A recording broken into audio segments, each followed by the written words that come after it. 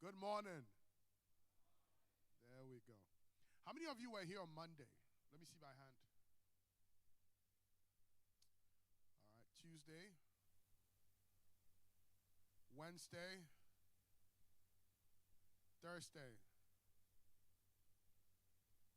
So this man, you need to get a special award because you've been here all 4 days. Please give him a round of applause. You've been here all 4 days too, right? Only 3. Okay. Interesting. Well, there's been a lot that's been covered over the last 4 days. I wish those from Kuftech had joined us from day one, since 30, 40 years from now, you'll be more relevant in the field than the rest of us, because we'll be collecting pension. Except you are Dr. Nwale. His pension is like, it's a whole fund on its own. So that's a different ball game. My name is Papa Kest. For those of you who are joining us for today, we've had an amazing week so far, the National ICT Week. And this week is relevant because it gives us guidance as to where we're going as a country and where we all fit in. We want to talk quickly about what happened yesterday, and then we'll segue beautifully into today's program, which will be starting momentarily. Yesterday, we addressed e-commerce, digital payment, logistics, and collaborative regulation. And by the way, those from Kuftech, if we say anything here that sounds above your head, please let us know. Want to make sure that you walk out of here with a clear understanding. Is that a deal? Is that okay? So if any of my colleagues use any technical jargon, just say mentiasie. I'll make sure that they break it down. All right. So e-commerce, digital payment, logistics, and collaborative regulation, which was a very apt conversation about how we can ensure that as we sell online, it's regulated properly and that we also work together and not in silos. Our first moderator was Kweku Entry, who's a Director of Policy and Compliance from GDNR. On his panel, he had Abraham Odoi, CTO from Puntu Technologies, Patrick Asare Frempong, Haptel, a representative from Korea Association, and Ninoy Dona, a regional business head for West Africa Pure Software Technologies. The key highlights were reflections on the evolution of e-commerce in Ghana, from early cash-based transactions to today's digital payment systems. Those who know, they know. There was a consensus that the youth are the main drivers of e-commerce growth, leveraging mobile technology and online platforms. Do you believe that? The Koforidua folks, do you believe that? That the youth are driving e-commerce? Huh? You do? Some of you don't sound confident about that. Do we all understand what e-commerce is? Do we? Hey, I'm not seeing anybody say yes. So. Can I get a volunteer who can explain what e-commerce is? Any of you? A volunteer? No? Okay. Where's the mic? My dear, let me refer to my only professor I know. Actually, you know what? There are 2 professors. There are 2 people who train here. Can I indulge you? Dr. Inchi? Okay. So we break down e-commerce to our young people and make sure that we're on the same page. Okay. Madam, please bring the mic to Dr. Inchi. This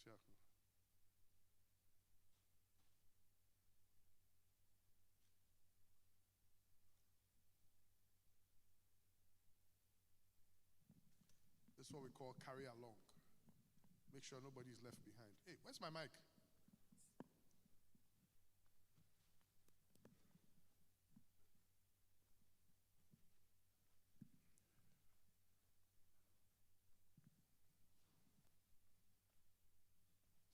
I know yesterday a lot of people were complaining that it's cold, but it seems like now they want to punish us. So the place is hot.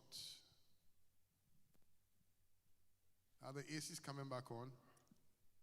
Please.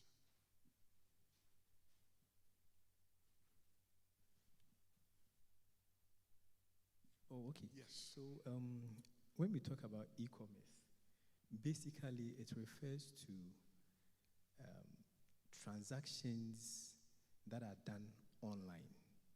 Okay, so for example, buying and selling online. Okay, currently we do a lot of things online.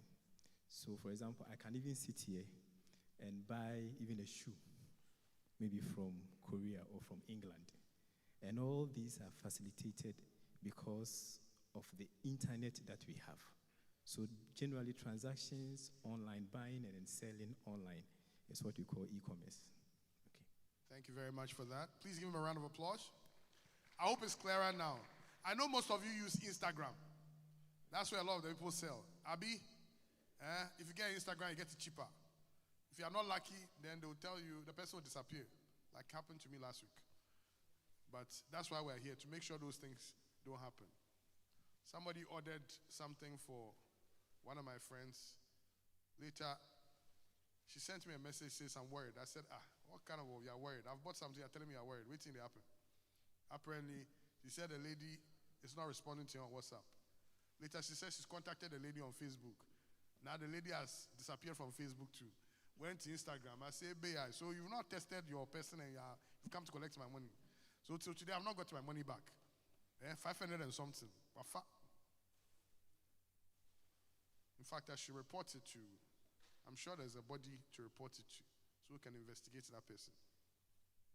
So that's e-commerce for you. All right. Sam Amano talked about fintech and logistics, financing the last mile. And he stressed the financing gaps for last mile delivery startups. He also emphasized partnership models between fintechs and logistic providers. Talking about cross-border payments. Now, when we talk about cross-border payments, we're talking about from your country to other countries around you. Initially, it was something that was very difficult. Sometimes you use your card, the card won't work, they'll tell you it doesn't work in this country. And maybe some of you haven't experienced it, but if you experienced it, it's very, very, very sad. I found myself in South Korea sometime. And, Doc, I went out on a date too. I was doing big boy things. Where did you chop buffet? When I came back and now for pay bill, Charlie, problem. The card wasn't working. Now the lady is looking at me like I'm some criminal, some scam guy. Luckily for me, she had some money, so she paid. And then later I went to find out, apparently my bank said I should have told them I was traveling. So it was cool. But imagine it was Ghana. And you've gone, you can't pay that bill. Yes, that's by the way. All right. So these things have become a thing of the past. Now most cards work. And with AFCT FA coming, with the AFTA coming through, these things are becoming better. So David Olatunde talked about PAPS and the work is doing to roll out cross-border payments in Africa. We had a parallel working session where we had one session here, the other session there. And they looked at e-commerce on track A, which is Trust and Growth Playbook for Marketplaces. It was a very interactive session. I could see that everybody was very engaged. They talked about the cost of operating an e-commerce platform, consideration of shared platforms. We looked at, there was a debate on whether NITA is too commercialized to fully support e-commerce growth. They also looked at current e-commerce trends identified, youth-driven adoption, digital marketplace, and so forth and so on. They also looked at key inhibitors like cyber fraud, weak logistics, low trust in online payments. By the way, one word that we've been using throughout the conference, for those of you who came today, is trust. Okay, trust. You need to start thinking about what that means to you. No business can work if there's no trust. Over here, we're talking about digital trust, but really, it comes down to, or boils down to, trust in society, okay? And we all have a role to play to ensure that there's trust in society. Is that okay? So when somebody buys something from you, you make sure the person gets what they bought. When you identify yourself online, make sure that you're legit. Because everything you do that reduces trust affects all of us. We all have a role to play. Is that okay? We shouldn't take this for granted. We all need to make sure that the society is trustworthy. Then things become what's easier for us. All right? So So the purpose of this track was to reduce costs without killing competition, improve trust, and look at how to retain more value locally. We also had track B, which looked specifically at payments. So looking at payments and cross-border transactions, ensuring that payment infrastructures are empowered, implementing escrow accounts and FX insurance and cold chain services to build trust, and to enable wallet-to-wallet transactions across borders. We also looked at delivery and customer experience. We also looked at platforms and developers, establishing standardized rules to improve trust and user experience. And that's why when we started, I said, this forum or this ICT week is very important, because when we do, there are multiple conferences that are going on, which is fine. And some of them are in silos. But if we don't have a place where we aggregate all the bodies and all the voices and have one direction in which we're going as a nation, then that becomes a problem. And I think NITA is properly positioned to bring together that conversation. So there are some key players I've not seen here, unfortunately, and I hope that next year when we do this, everybody will be represented.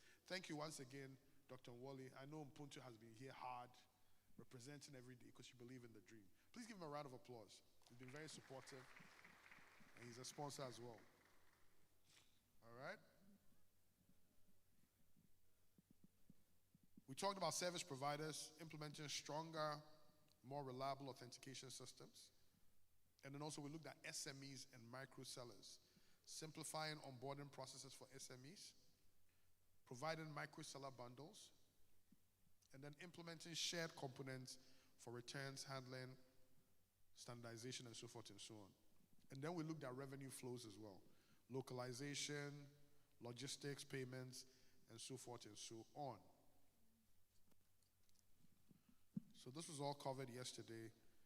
And then we ended with a panel discussion on collaborative regulation, and I loved it. And the reason I loved it is because in this modern world, we need to stop looking at regulators just as people that police us, but rather they should look like people who give us guidelines to ensure that we innovate responsibly. So the days when you create separately and then the regulators come and catch you. I catch you. Those days are past. Now it's more from when you do this, have you considered how the consumer is affected? This will not protect them. This will not do this. Let's try this. Let's try that way. So we work together to innovate, and they ensure that you fall within that guideline. And this brought a lot of relevance to that. We had the acting director regulations from NITA. We also had Stephen Kujo Seshi, Deputy Director General from Cybersecurity Authority. And so they handled a lot of credence to that program. The minister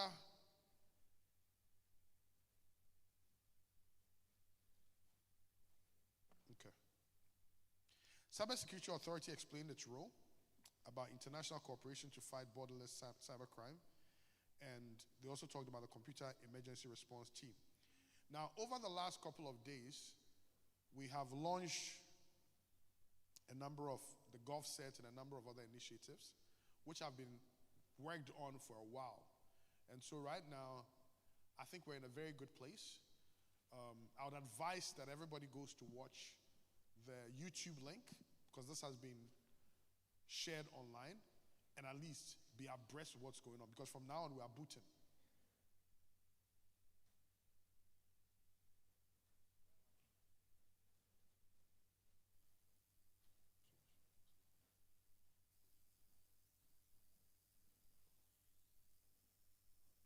Wonderful. All right, any questions so far?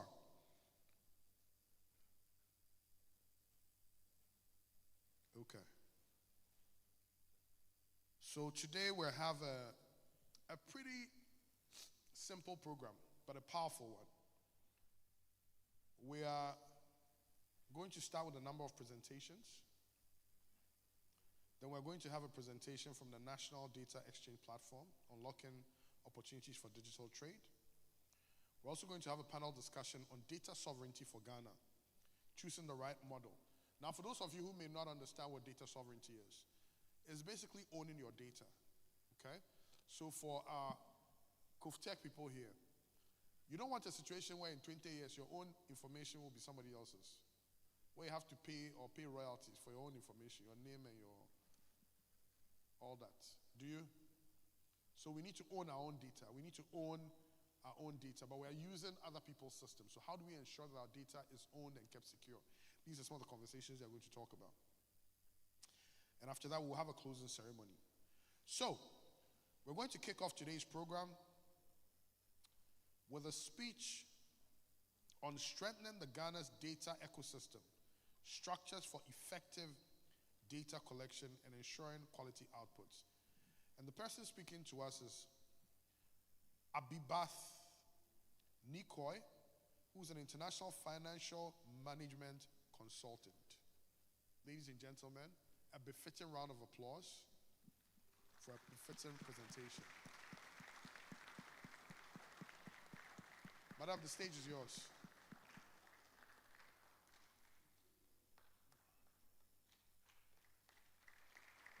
Let's keep clapping so she's here.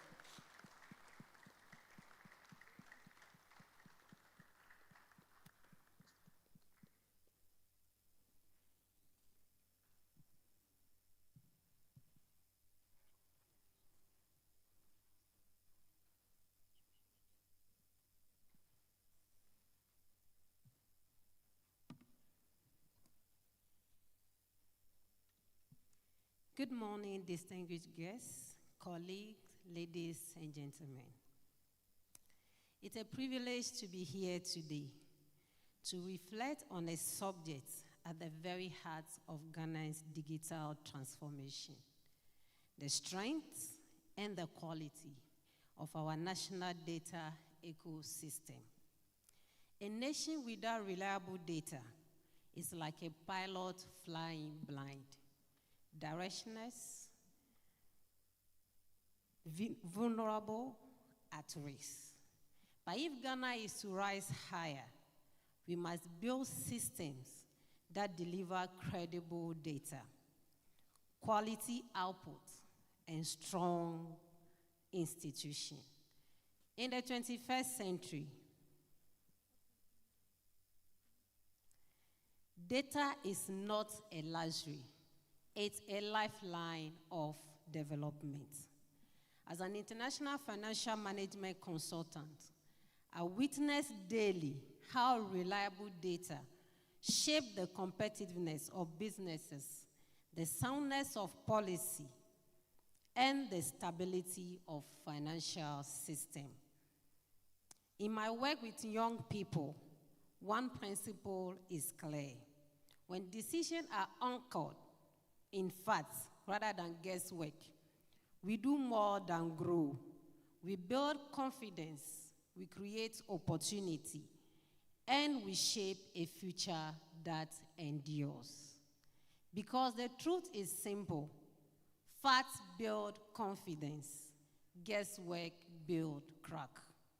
I lead Grit and Grace Girls Academy, a mentoring hub that equips girls and young women with confidence, life skill, and purpose. Through our transformative remote mentoring program, blended with 3 in-person gatherings each year, we create safe space filled with workshops, programs, and events where girls cultivate social grace, strengthen sisterhood bond, and learn to rise, reign, and radiate as the best version of themselves. You can reach out directly to join our journey. Ghana now stands at an exciting moment with the upcoming rollout of the National Data Exchange Platform. Our ability to thrive in digital economy, whether within AFTA or in the global marketplace, we depend on the strength of the structure we build to collect, manage, and share trustworthy data. At the heart of this effort, the Ghana Statistical Service, the national custodian of official statistics, GSS works in collaboration with ministries, departments, agencies, academia, and the private sector to ensure that the numbers we rely on meet international standard. This isn't just about reports. It's about credibility. It's about consistency. It's about comparability across borders. And make no mistake, without strong data, even the strongest institution will crumble. Yes, there are still gap delays in data release, limited disaggregation by gender or income, and capacity constraint in some areas. These challenges limit how effectively data can guide our decision as a nation. Funding gap reduce the frequency of service, limited statistical literacy affect the interpretation of data. And many businesses and researchers still struggle to access the very data sets that could power their innovation and investments. This is where transformation becomes necessary. Through the National Data Exchange Platform, GSS will integrate surveys, administrative data, and even big data into unified ecosystem. This ecosystem will be the backbone of evidence-based policy making, business innovation, and digital trade. Picture this: entrepreneurs and investors accessing real-time standardized data on market demographic and household consumption, empowering them to act with confidence both locally and across borders. For the business community, the opportunities are vast. Official GSS data sets can be used to support trade and investment opportunities, to manage risk with reliable statistics on inflation and employment, and to develop products that meet consumers' needs. They ensure compliance in cross-border trade, support benchmarking for competitiveness, and strengthen business cases for funding partnership. As Ghana moves toward AI-driven platform, those already working with structured data will be best placed to lead in digital trade. Beyond business, I want to speak directly to the young people here and those we mentor. Data isn't just about numbers. It is insights, empowerment, and possibility. In both financial management and life, true growth belongs to those who master the skill of collecting, interpreting, and applying information with wisdom. Guesswork may offer shortcuts, but it is reliable data that builds sources. So whether your dream is to launch a business, excel in your career, or shape change in your community, learning to work with data is the discipline that transforms potential into power. Colleagues, data is no longer a back office function. It is a national resource.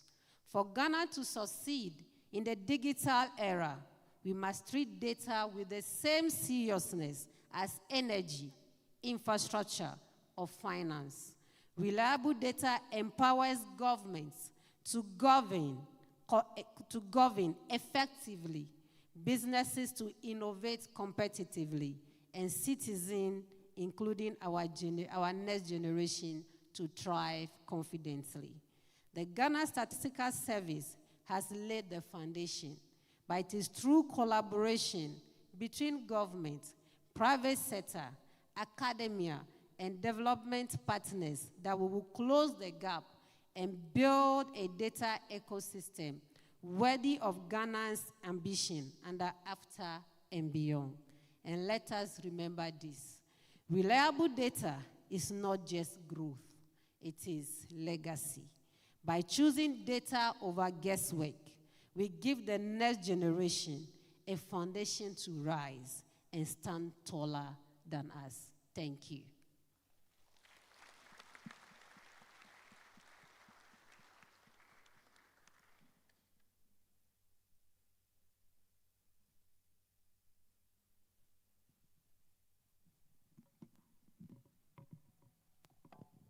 Thank you very much. Very well put. Please, another round of applause for her. I don't know about you, but I was getting a lot of goosebumps because of certain key, and in fact, we are coming for your speech. Yes, I'm coming for a copy of it. Some of the things that resonated with me, without strong data, even the strongest institutions will what? Crumble. As we move into AI, those who already have structured data will win. It's about possibilities.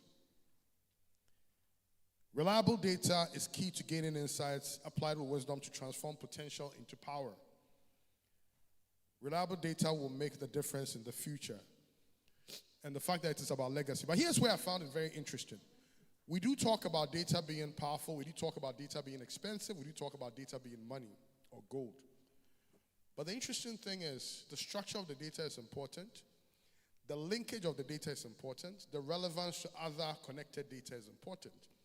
So as we secure our data and try to make the best out of it, we also need to remember that we're part of a particular ecosystem. We're institutions that are working together for a common country. And so if we don't share that data among those who are co-players, then the relevance of the data also becomes what? Less than it should be. And so as we are being mindful about securing that data, we also need to be mindful to make sure that those who need to have access to it have access to it with minimum bureaucracy. Please, another round of applause for her. It's getting exciting, I hope. Do we agree it's getting exciting? Okay. All right. So next, we have a man who needs no introduction. He's going to be talking about an AI session, unlocking the power of AI for digital trade, leveraging Ghana's data assets. Now remember that our previous speaker said, if your data is not structured, then it's not as relevant in this AI-driven world. So to build up on what she's spoken about, Dr. Stefano Wally, CEO of Ubuntu Technologies, will talk about unlocking the power of AI for digital trade. Please give him a resounding round of applause. Those of you who are students, he may be your boss one day. So clap like your life depends on it.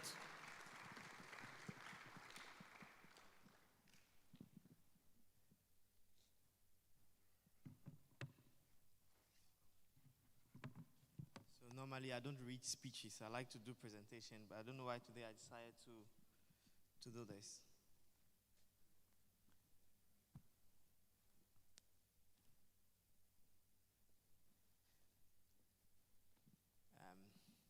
Thanks for joining, and I'm excited about the conversation when AI is being discussed, because we at Ubuntu, we have tried for the past 9 years to ensure that we will contextualize what the West or the West has been doing. And we have spent time to train our data set, work with students over the past 9 years, every semester, to ensure that we get to where we are. And some of the use cases are what we've done. I think recently we were in Koforidua, my CTO or one of my team were there to see how they can partake some engineering, and we're working with various universities. So I'll start my speech on this. And I'm talking on unlocking the power of AI for digital trade, leveraging Ghana's data asset. And the reason why this is also interesting for me is because I'm also the chair of ICT at the Association of Ghana Industry. So we manage most of the trade and trying to put policy in place for advocacy purposes. So distinguished guests and fellow innovators, as we celebrate Ghana's National ICT Week, we stand at the threshold of a new era where data and artificial intelligence can reshape trade.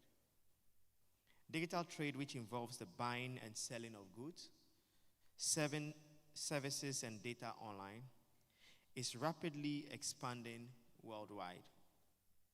After today's here, and likely we have it in Ghana, now spans 55 countries, 1.3 billion people, which is 3.4 trillion of our GDP dollars. Yet today, only about 18% of African exports go to fellow African nations. just 18% we are trading amongst ourselves. So it means that if I want to buy a dress from Nigeria, just few of us are trading. Most of the times we'll be buying from China, from the UK, or from the US. But amongst ourselves, we're just doing 18%. In practical terms, Ghana's 82 billion economy, that's 2024, can grow substantially by tapping these digital markets. How do we do that? Ghana today has one of Africa's most dynamic digital economies. We boast of over 135% mobile penetration and over 11 million active mobile money accounts. More than 80% of bank transactions are done electronically. And even now, our finance minister pushed it, CDNO APK. So it means that there's a lot of people are doing more transactions because of the forex rate, which is helping, and that has also increased the transactions that we have. The government's innovative policies have guided this transformation, funding fiber networks, fintech innovation, and e-government solutions. Notably, Ghana hosts West Africa's only Tier 4 data center, and government initiatives have created rich digital data sets. For example, the Ghana Post Addressing System gives every 5 by 5 meter square a unique digital address. This not only improves last mile delivery, but also generates geospatial data for market analysis. Our national ID and digital services likewise produces data while safeguarding our privacy. These data assets from consumer transactions, records to farm yields, from consumer transaction records to farm yield statistics, from the raw material for AI-driven insight. AI can mine this data to map consumer demand, optimize supply chains, and match entrepreneurial with undeserved markets. With sustained investment in broadband, data centers, and digital identification and footprint, Ghana has built a foundation of data that is ripe for AI innovation. AI is not just a hype. It's already transforming commerce. Imagine a future where we have a trade intelligence center, AI, where an investor enters a simple query. For example, I want to invest in cashew agribusiness in Ghana. How do I go about it? And an AI platform instantly analyzes Ghana's data, that is cashew trade statistics, Ghana's population density, consumer income, land use, existing farm yields, even satellite weather data, to generate one, primary hotspot production regions and key processing hubs in Ghana known for producing cashew. Investment-ready list of cashew product or services available within Ghana ecosystem. Potential sellers or players in the cashew agribusiness sector in Ghana. International market and various exports performance. And lastly, information around storage locations, haulage services, and port freight charges for cashew movement within Ghana. This future is real, and now is already happening within the solutions we have built for AGI, called Business in a Box platform, that is powered by a local AI engine called Snowly, which was designed with Africa in mind. Similarly, AI can augment our customs and logistics. AI can enable customs to analyze shipping data in real time, flag anomalies almost instantly, and even predict trade patterns to minimize congestion at ports.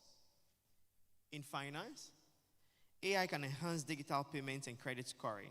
For example, AI-driven credit models using intelligence data can extend trade finance to SMEs that previously couldn't get loans. In short, AI and digital trade tools can make Ghana's commerce faster, smarter, and more competitive. To support and expand on our current digital momentum, I propose concrete steps to strengthening and supporting more public-private collaboration, support for more MSMEs for inclusive growth, investing in AI talent and innovation, leveraging regional and global partnership. In conclusion, Ghana is well poised to become a regional digital trade hub. We have great policies and infrastructure to back this transformation. Our next task is to turn data into intelligence by harnessing AI across supply chains, markets, and borders. We can direct investment to the right sectors, speed up transactions, and open new export opportunities.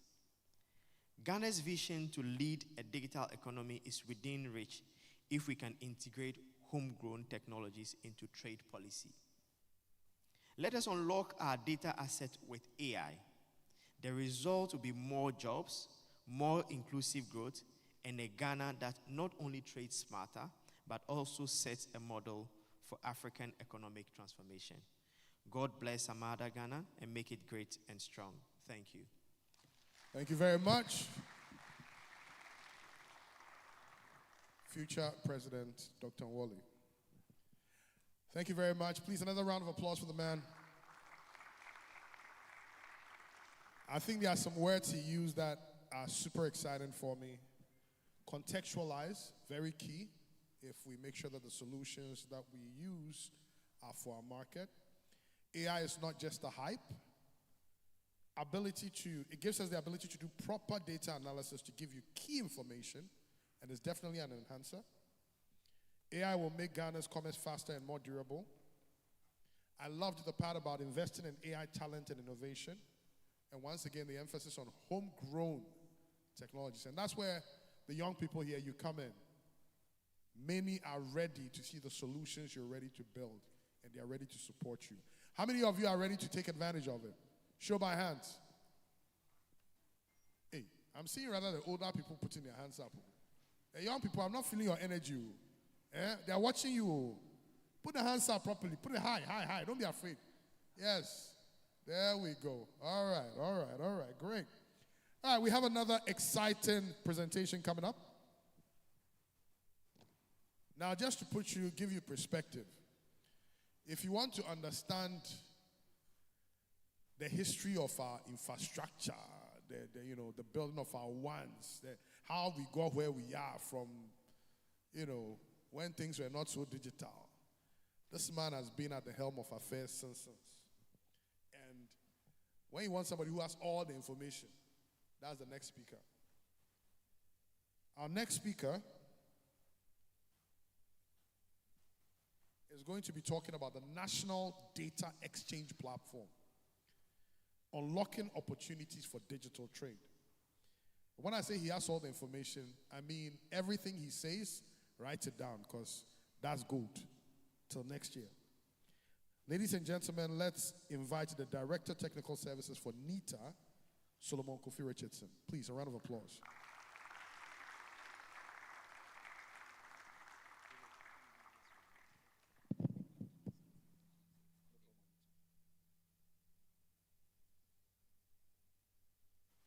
Oh, let's usher him in. Another round of applause.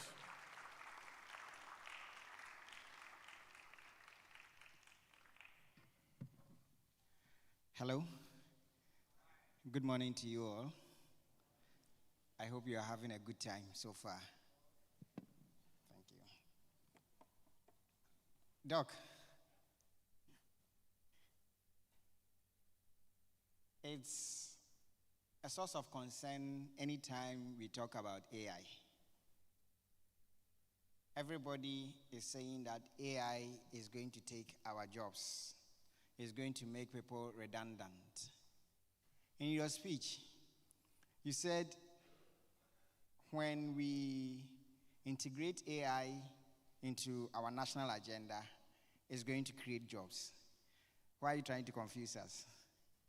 You want to respond to this?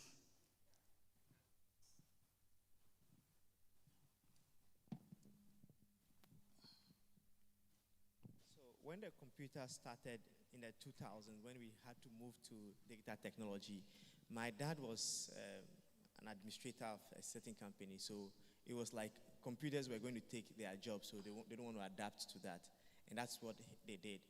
And the power of internet also came. A lot of people thought that it was going to replace their job.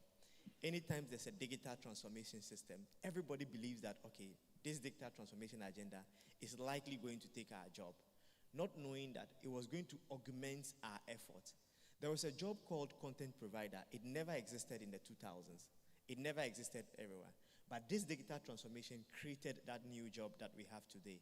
So I'm suggesting to us that whilst AI will try and augment the current process that we are doing, there are new jobs that we can never imagine that are going to be created, and more people are going to get these kind of jobs that are available. Thank you. Thank you. And I think he's very right. Another scenario I can add to it, before internet came, for those who are religious, there was a lot of issue from our pastors who said internet is demonic and all those sort of things. But this time around, almost all the pastors are using the internet to propagate the word, to preach. So when new technology is coming, obviously it brings about certain chills, but it also brings about unending opportunities that we need to look out for. Madam, your presentation, you talked about data sets and all that. Now, he is talking about we have data, we should make use of the data using AI. I want to ask about the quality of the data that we have. Anybody who has done any bit of computing, I'm sure has heard this phrase, garbage in, garbage out. What do we do for, so far as the quality of our data is concerned, what do we do in the data gathering process? How do we go about it to make sure that as a nation, what are the safeguards that we need to put in place to make sure that as a nation, we are collecting quality data which we can now use and feed to our AI models to make for digital trade? What can we do about that? Thank you very much. I think first of all, before we even start, we need to have the end in mind. So the data that you are collecting, what do you intend to do with it? What do you want to see? I was just sharing with Doc that in my field as an accountant, a financial management person, those days accounting was very basic. You just look at the figures and then you can tell the shareholders what it is. But today there's so much we do just with the figures that we collect, and we can advise, we can do forecasts, and you see so much more. Just not just the trial balance or the P&L, you are making this profit, you are making this loss. But what can you do with the loss? Where is the loss coming from? Which particular product on your line of item is even giving you that loss? Which particular product you should focus more on, because that's where that particular line is giving you the revenue, rather than just looking at the whole picture as just one block. So for us, when we are collecting data, what exactly do you want to do with the data? Then that help you put in place the criteria you set for yourself while you are going for the information. So you don't just gather everything, and even if you go gather everything, you know how to sieve it, because you know exactly what you want to do. So we need to have the end product in mind. And then while we set the criteria in place, that guides us in setting the criteria. But when you want to do an analysis that focuses on gender, gender is big. Are you looking at women? Yes, women is big. We start from toddlers. We start from young girls. We start from young women. So when you have those criteria properly set out, then definitely you won't get garbage out, because what you put in is of quality. Thank you. Thank you very much. So today, yes, the conversation is all about data. Everything about data is what we're talking about. I now also want to do another leg of the conversation. You have the data, somebody needs the data. How is the data shared? How do we exchange data from one system to the other? How do we exchange data from one ministry to the other? That is what we're going to look at today with my presentation. So we say the National Data Exchange Hub platform, unlocking opportunities for digital trade. Of course, this week our conversation has been around, is focused around digital trade. So, the ICT regulator, we are here. Now, Ghana's digital strength. Where are we as a country? What have we done so far as the digitalization space is concerned? Digital infrastructure. Of course, Ghana has done very well in building robust broadband infrastructure. We've built data centers. I think so far, for commercial data centers, we have about 6 or 7 in this country. A minimum of those that fall between tier 3 and above. We have about 6 or 7 in the country. And of course, cloud ready. I use cloud ready because I don't think that we have been able to attract that much needed investment when it comes to cloud. We are still, there is a huge room for improvement when it comes to cloud. That aspect of it, we still need to do more. Payment ecosystem. I dare say that Ghana has one of the most enviable payment infrastructure on this continent. Our payment infrastructure is even the envy of some of the advanced countries. I mean, the interconnect between the traditional banking system, our mobile money payment platform is such seamless. And so for our payment infrastructure, I believe very well that Ghana has done a very good job on that. And of course, identity. Identity is one of the very, very basic building block when you want to think of trade. Because the very moment you think of trade, especially on the digital platform, you are thinking about who you are dealing with and then all these issues. One of the reasons why in the past we did not grow very well when it comes to e-commerce was the issue of identity. So the very moment we were able to address the issue of identity and we also sorted out the issue of payment, you found out that we had our e-commerce environment grow tremendously. So if we have these 3 things in place, then I say, what is missing? I believe very well that the last leg of our digitalization as a country is a data exchange platform. The last leg of our digitalization agenda as a country is a data exchange platform. If we are able to roll out a very robust, functional data exchange platform, I think our digital ecosystem will be something else altogether. So that is the last leg that as a nation we need to have in place. And so that's what we want to talk about today. What is a data exchange platform in general?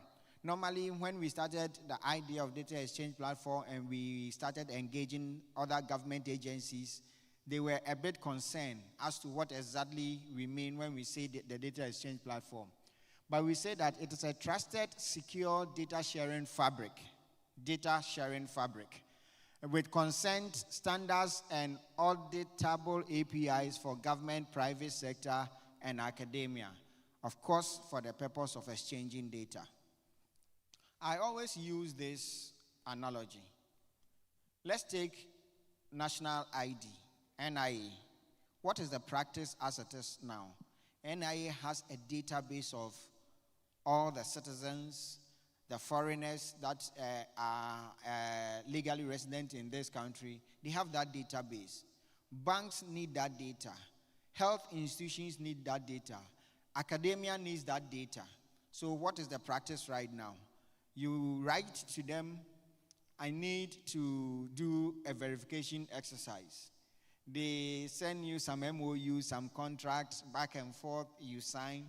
Then they will give you an API, and you integrate into your system, and you are now able to do the verification. So can you imagine in 5 years' time, the number of APIs that NIA will have to be managing? It will be chaotic if we don't manage this thing very well, because now you can see the NIA database sitting down with APIs coming in and going to all directions. If we don't deal with this within a short period of time, it will be very difficult, very chaotic, and I mean, it will cause a lot of problems for all of us. When I left my home this morning, that I want to come to this function, when I sat in my car, I did not have to build road before driving from my house to this place. If you want to go to Kumasi, you don't need, it's not at the time that you want to go to Kumasi that you have to go and build road to go to Kumasi. Roads have been built by government as a shared infrastructure for all of us to use. So when you move out of your house, probably your gate, you get out, one road, there's a direction to the left, a direction to the right. Depending on where you are going, you get onto the road, you maneuver your way by changing lanes, changing roads, all the way to you get to your destination. Think of that scenario when it comes to data.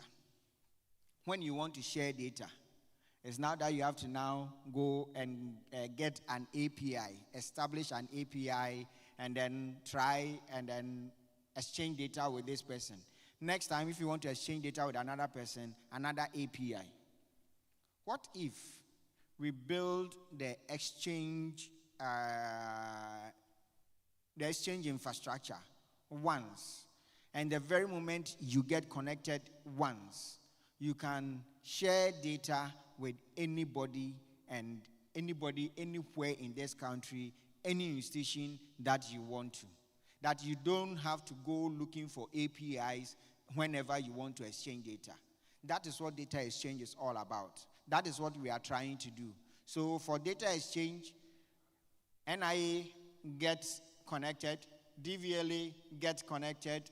I am a service provider, and I have a system for that purpose. So I also get connected.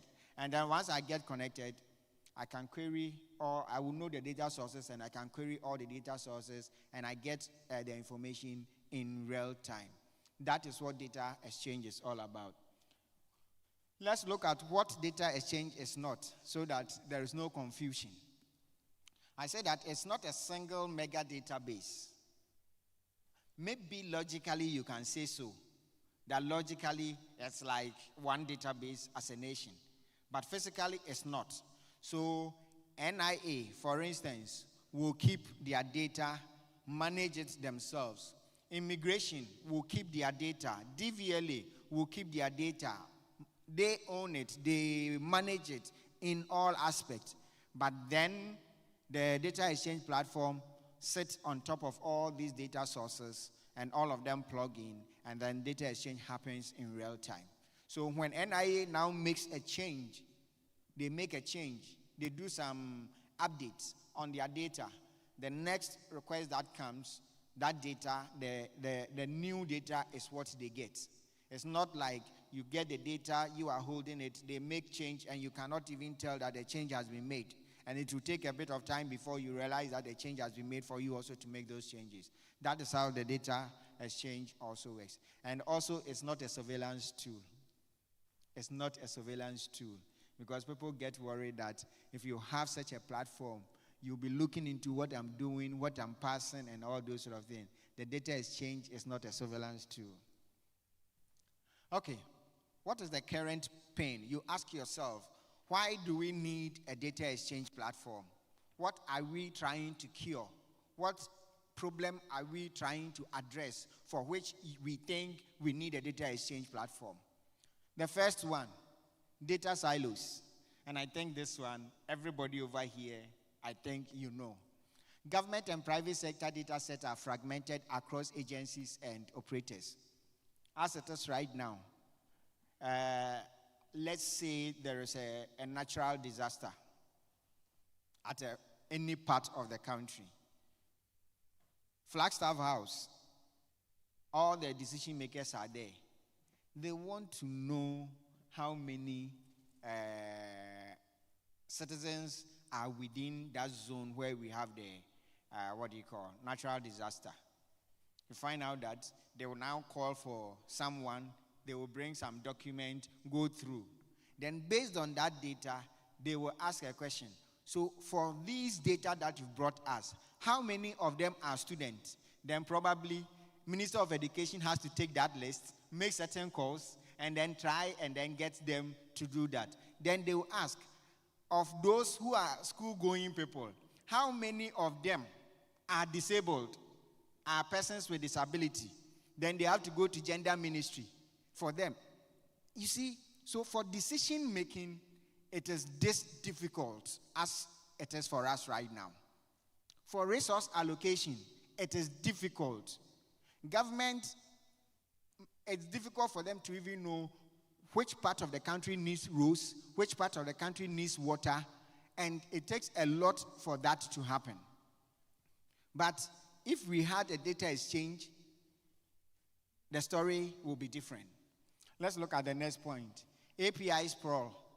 Point-to-point integration make it difficult, expensive, and error-prone to maintain connection. I mentioned that, and I used the NIA as an example. The fact that you are going to have all these APIs going and coming in and all that is very difficult to manage. Slow access, lengthy processes to get approvals, and technical access delays. Try getting connected to the NIA database. Then you understand what I'm talking about. The process is slow. I have one process that I've started like two years ago. It's still not completed. But that is what it is when you are dealing with manual systems and manual processes. And so these are some of the challenges that we have right now that we are trying to deal with. The other one has to do with underutilized assets, valuable data assets not being used to drive national level insight, trade facilitation, or policy. Look, we have tons of data sitting in this country. If you go to academia alone, the research that has been done, the papers that have been written, they are all sitting down collecting dust. And some of us are here having the problem, trying to solve it when someone has done a research. You have a lot of data sitting from our port system that, if analyzed, could really give us a lot of insight into which area government should focus and bring more infrastructure, which area government should do this. But the data is just sitting down. It's difficult for human beings for us to try and analyze those data and stuff like that. But all that data is sitting down. So these 4 points I have over here are just a few of the problems that we have as a nation, that we so call ourselves digitalized. On, I think, Tuesday, when I made my presentation, I asked whether we are digitopia or analogia. The generic, from the room, it was more like consensus that we are analogia as a country. We are not digitopia. And so for us to get to being a digitopia, we need to solve these problems and harness the power of our data sets. As Doc said, we have to use AI to take advantage of it. But the AI also needs certain kind of infrastructure. It has to pull data from different places. And in doing that, if you have a data exchange, then that means that the AI infrastructure will now sit on top of this data exchange and have access to all the data sets that we have. That will be very beautiful. What the platform will solve, the data exchange hub, if we are able to deploy, these are some of the problems that it's going to solve. We are going to have one single gateway, one secure single gateway, central trust framework for data sharing instead of multiple point-to-point API. Interoperability. So once you build it, you have an interoperable platform. The data over here, the beautiful thing about data exchange is that it has a transformative engine. So you can take data in one form, convert it, and give it to the other end in the form that it requires. You understand? Data exchange platform takes both structured and unstructured data. You can even feed your social media information directly into data exchange. So it addresses the issue of interoperability. That, okay, my data is in CSV, but you need it in another format. How does that, how do we solve that one? It addresses the issue of interoperability. It addresses the issue of consent and governance. So now we are able to configure all the governance, all the consent, all the standards that we as a nation we want. And so now you are not worried when data is being exchanged between immigration and our army people, because before they will be able to do that on the platform, then it means that it is going through the approved standards that has been configured into the system. So now you don't need to send auditors to go to different institutions trying to check how they are exchanging data. Because the very moment you're onboarded onto the system, that means that you are exchanging the data based on the approved standards for this country. Of course, efficiency. I don't need to talk much about this. It reduces the issue of duplication, faster onboarding, and the rest. And of course, readiness for AI and analytics. Readiness for AI and analytics. Because the AI systems will see the data exchange as one single data source. And it can just stretch unimaginably and collect all the data that it needs. And so as a nation, if we're able to deploy this data exchange hub, I think that is the point that we can now start talking about AI. That is the point that we can talk about AI very well at the national level. So it is imperative that we do this as quick as possible.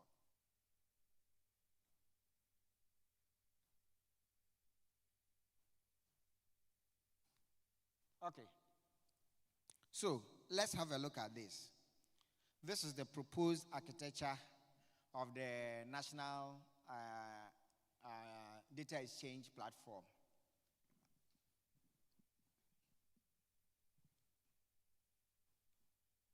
Okay.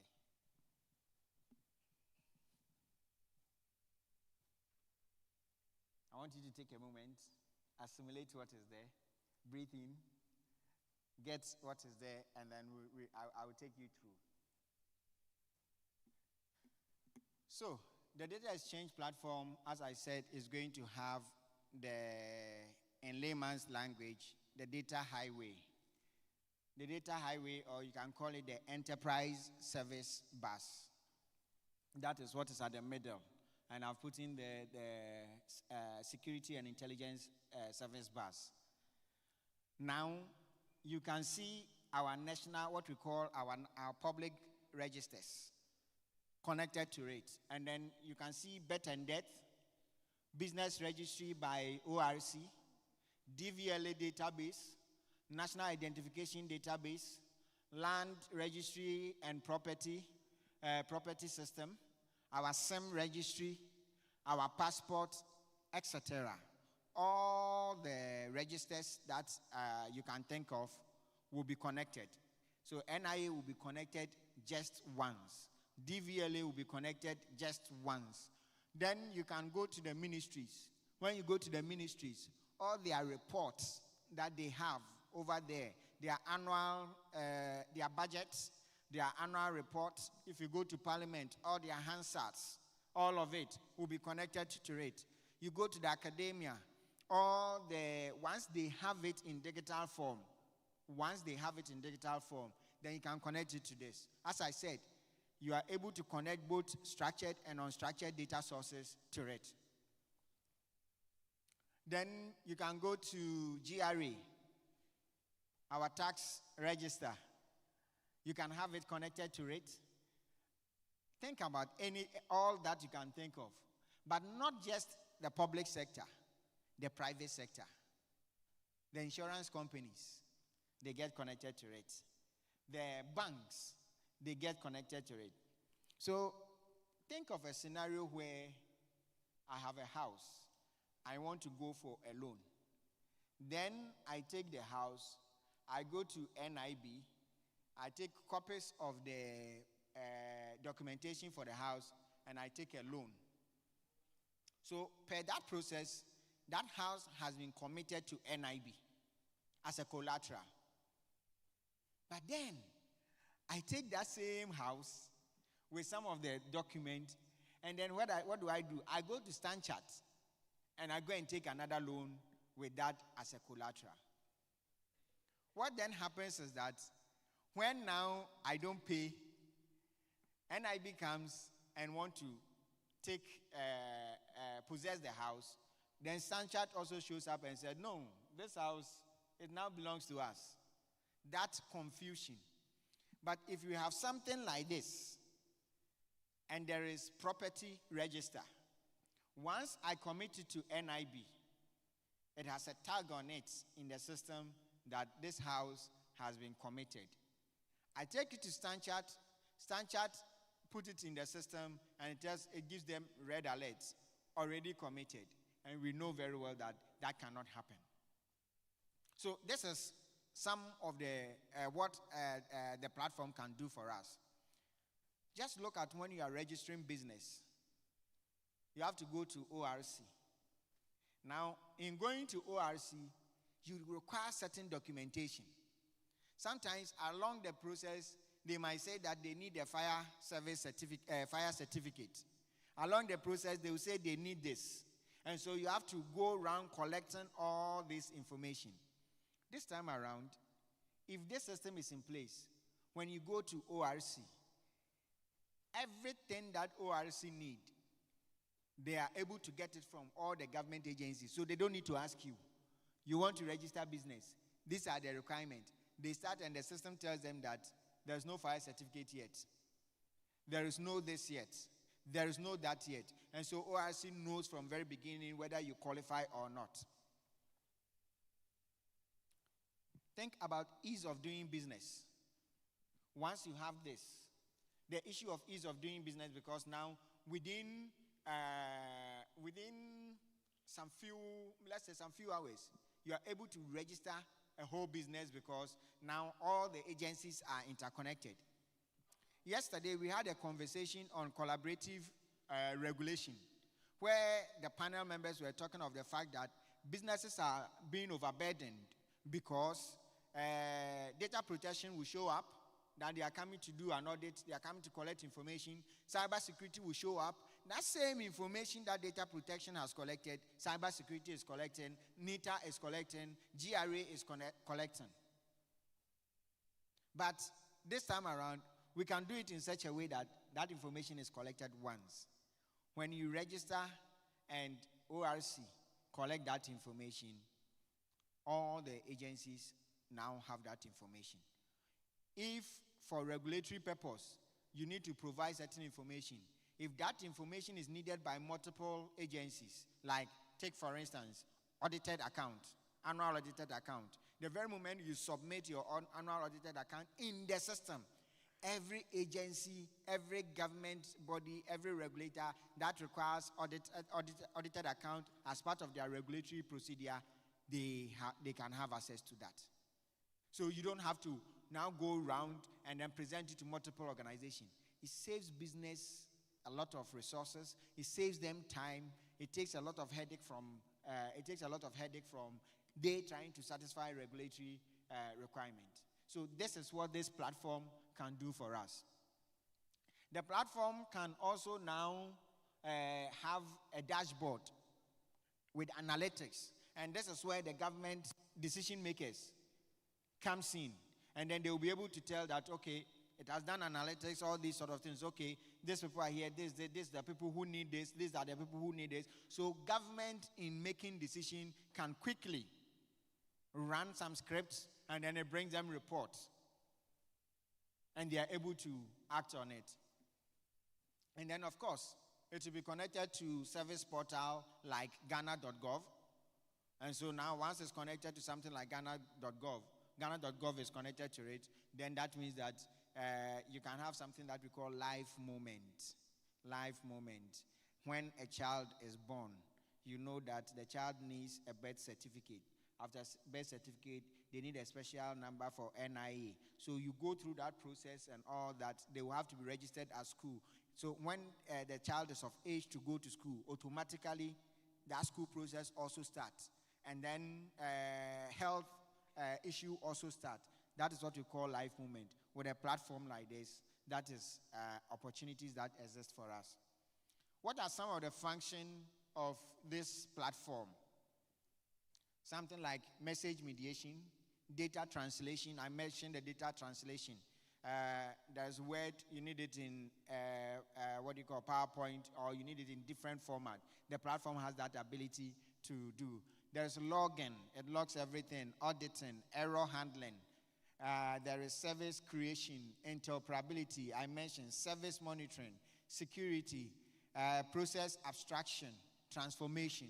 So it has all the, data functions that are required, that, like point-to-point API, what happens, all of it is abstracted in there. And this is what, as a nation, we require. The Ministry of Communication has started a process. A procurement process is ongoing right now. We expect that, next year, by the time we come for ICT, ICT Week 2026, this platform will be fully functional. This platform will be fully functional. What the ministry is doing, in addition to this, is that this is just the platform. It's going to sit across all systems within our digital ecosystem. The ministry is of the view that you need a legal framework to back this deployment, so that it gives it that legitimacy, it gives it that, if you don't have a legal framework in place, you're just going to have a lot of issues. Someone say that I will connect, I will not connect, and all those sort of things. But we are saying that per the legal aid, we are saying that anybody who holds data of public interest, for instance, must be connected to this. So the timeline for the legal framework to go through Parliament, we are expecting that by the end of this year, we will have the legal framework in place. There is a draft, we call it a data harmonization bill. The draft is done. I think we're going to start stakeholder engagement on that. Then it goes to Parliament. So that is what is being done, the legal aspect of it linked to this one.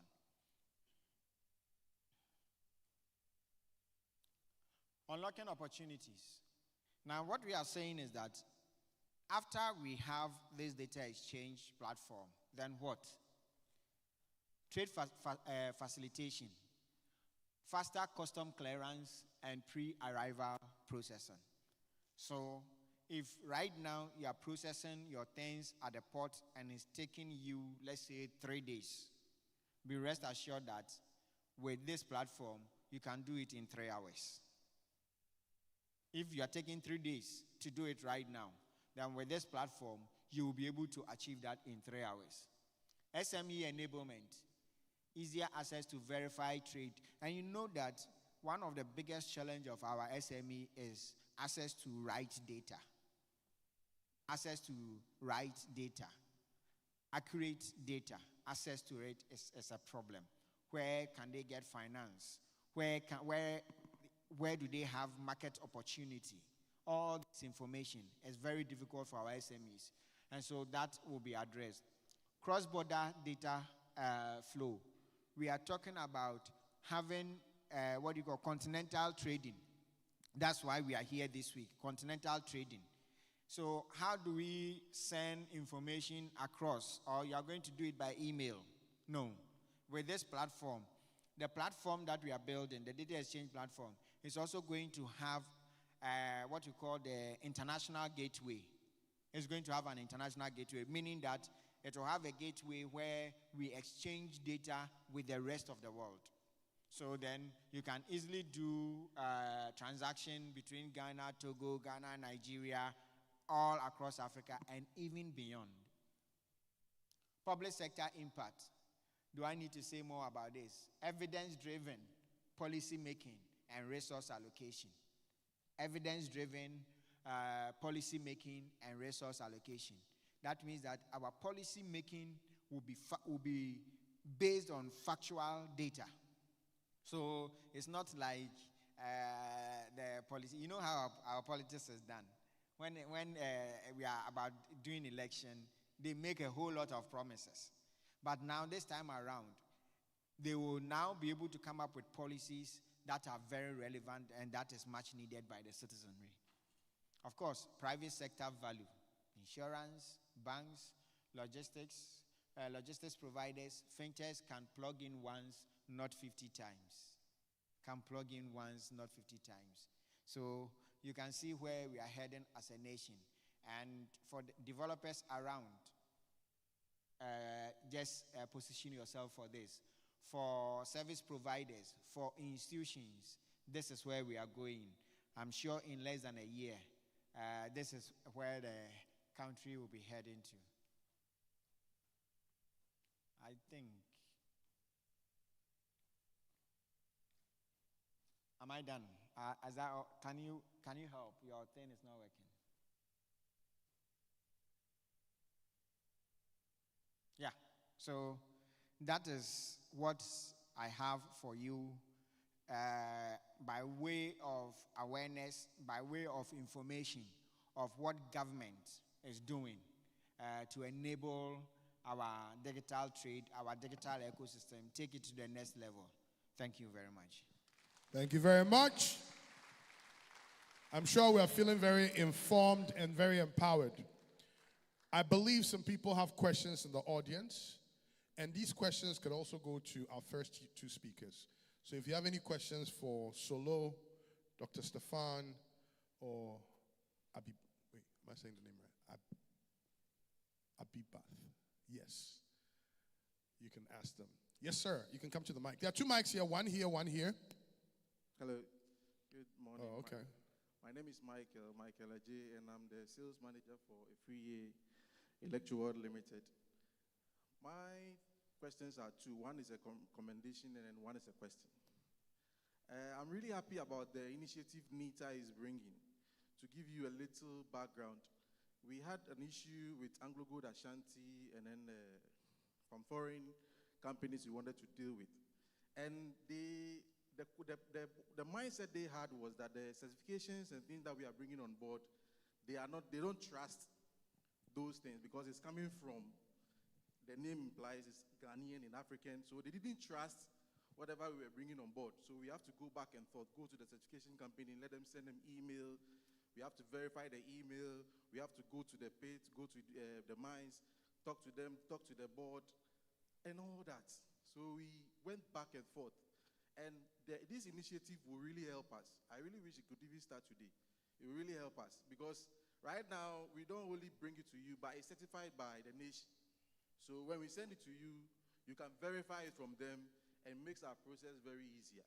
That is one. And then two, with the one, this one for instance, which my question is, can the foreigners or the African companies verify everything they want to verify under this platform? Can they also get access to them if we upload some of our certifications in this program? That is my question.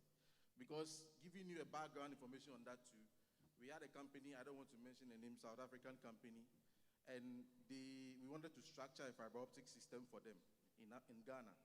And they didn't trust we could do that.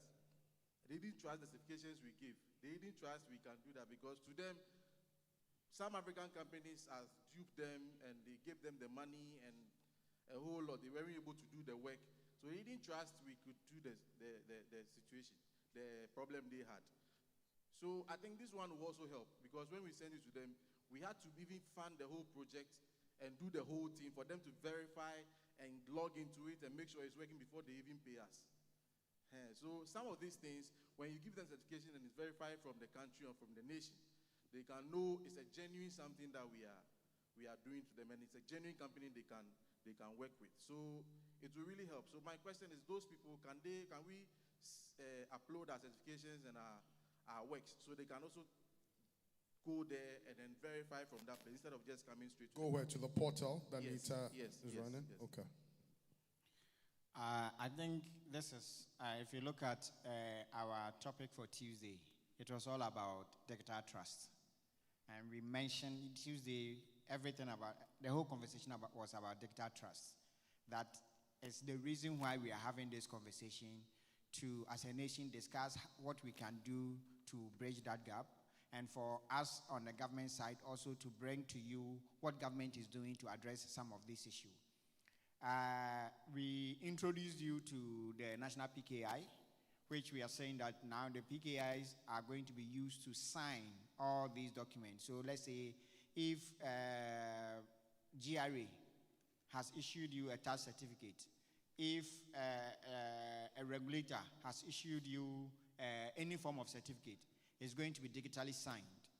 Now, once it's digitally signed, then that means that they are verifiable. The other aspect of it is that the data exchange, I also mentioned, has an international gateway. I'm glad I have some of my colleagues from, I think, Ascent. I saw some of them. Where are they? Yes. So they, for instance, at the continental level, has been contracted to build a data exchange for Africa. They have been contracted by Smart Africa at the continental to build a data exchange for Africa. Now we have our national data exchange with an international gateway, which will plug into the data exchange that they are building for Africa. Then what will then happen is that Rwanda is connected to the continental one. Togo is connected. South Africa is connected. So once there is a certificate over here, it's very, very easy for them to verify from wherever they are. You understand? A very, very connected Africa is what we need for continental trade. Thank you. Yes, go ahead. Hello, everyone. My name is Henry Asenso. I'm founder of Kura Africa, an analytics company focused in Ghana. My question is, and congratulations on a very ambitious technical architecture, but given the degree of stakeholders and institutions and agencies that would interface with this service hub, is a year realistic to deliver against that much integration? And also my follow-up question is, each of those institutions will have varying levels of maturity and be able to engage and adopt and even use. You know, sometimes you put in systems, people don't want to use it, they still write paper on the side. What's the approach to make sure that you deliver to that kind of ambitious timeline and also ensure adoption across the board? Thank you very much. If you see, before I said 1 year, someone said, I wish it is now. It's not for any reason why we are here talking about it, because we believe in stakeholder engagement. So for us to get it right, we need to talk to the industry. This is what is coming. This is what we are doing. The industry, for them also even to, so we've started different levels of stakeholder engagement. We are going through different government agencies, engaging them, the private sector, engaging them, getting to know this is what is coming. We want to make sure that, first of all, we get the architecture right. Second of all, people anticipate the platform coming so that they themselves start preparing. And then whatever, so whenever we have some of this engagement, like the PKI, like that, they ask us, so what do we have to do to get ourselves ready? One regulator said, what do we have to do to get ourselves and our constituents ready? So that 1 year that you see, this, if we want to do, probably we can do it in a very short time. But adding all the stakeholder engagement, all that, so the system itself, the very moment we have a vendor in place, maybe within 3-4 months, the system itself will be put in place. But that onboarding activity is what is even going to make it longer. The onboarding activity, the integration and stuff like that. And we need to get it right, just as you said. We can't play around with it. And let me say that we are not the first country to do this. So I believe that this has been done by other countries that we can learn from. So we are trying to, through our procurement process, select a very, very qualified vendor to make sure that we don't have too much of those headaches. Thank you. And last question, and thank you for that, because it's really encouraging. In that ecosystem of stakeholders, You mentioned private sector, but for a company like ours, where we're trying to bring transparency into real estate, using analytics, using AI, we use very talented Ghanaian developers, etc. We're very kind of patriotic in that manner. How do we engage with the program to make sure we get early foresight, build cooperative APIs, those kind of things? We have adopted the approach of working with associations. So I think I've had engagement with the high executive way of the Chamber of Technology and a different. So what we do is that the association and regulators, we deal with them. Then we work with them to get their constituent together, and then we make the presentation to them and get their input. So if you belong to some association, very likely we will reach out to you. But it's also nice that you also let us know which association, so that if you don't have it penned down, we will pen it down and then reach out. We think going through the association is the easiest approach, because normally when I call that I want to meet you, very likely you don't know, so you might not even come. But when your association calls, or in your quarterly biannual meetings is being arranged, and then they bring us to engage you, it's very likely we'll get all of you together. It's very likely we'll get your attention. So that is what we're trying to do. Don't worry, if you call me, I'll come. Sure. Any other questions? Okay, there's one there. Yes, thank you so much. So that was a great presentation by NITA. Now, my name is Soa Emmanuel from Koforidua Technical University. So my first question is whether data exchange, whether data interoperability, whether data centralization. The first question is it not too much data for NITA to handle? And is the data even safe with you? The other one is that in your presentation, I saw that most of the stakeholders you are trying to partner with are government institutions. What happens to the private sectors, say MTN, say Telecel? They have so much data that is of public interest. And how do we get them on board? And because they are private institutions, what if they refuse to even give you that data that you want? Thank you so much. I will start with your second question. What I mentioned, the name of the platform is not Government Data Exchange Platform. It's National Data Exchange Platform. So what you are doing is not just for government. I mentioned very well that the private sector, and I mentioned the banks, insurance companies, telecos, all of them are going to be connected. You find out that the way the platform operates, MTN, as you use as an example, we might not even have to be the ones going to them.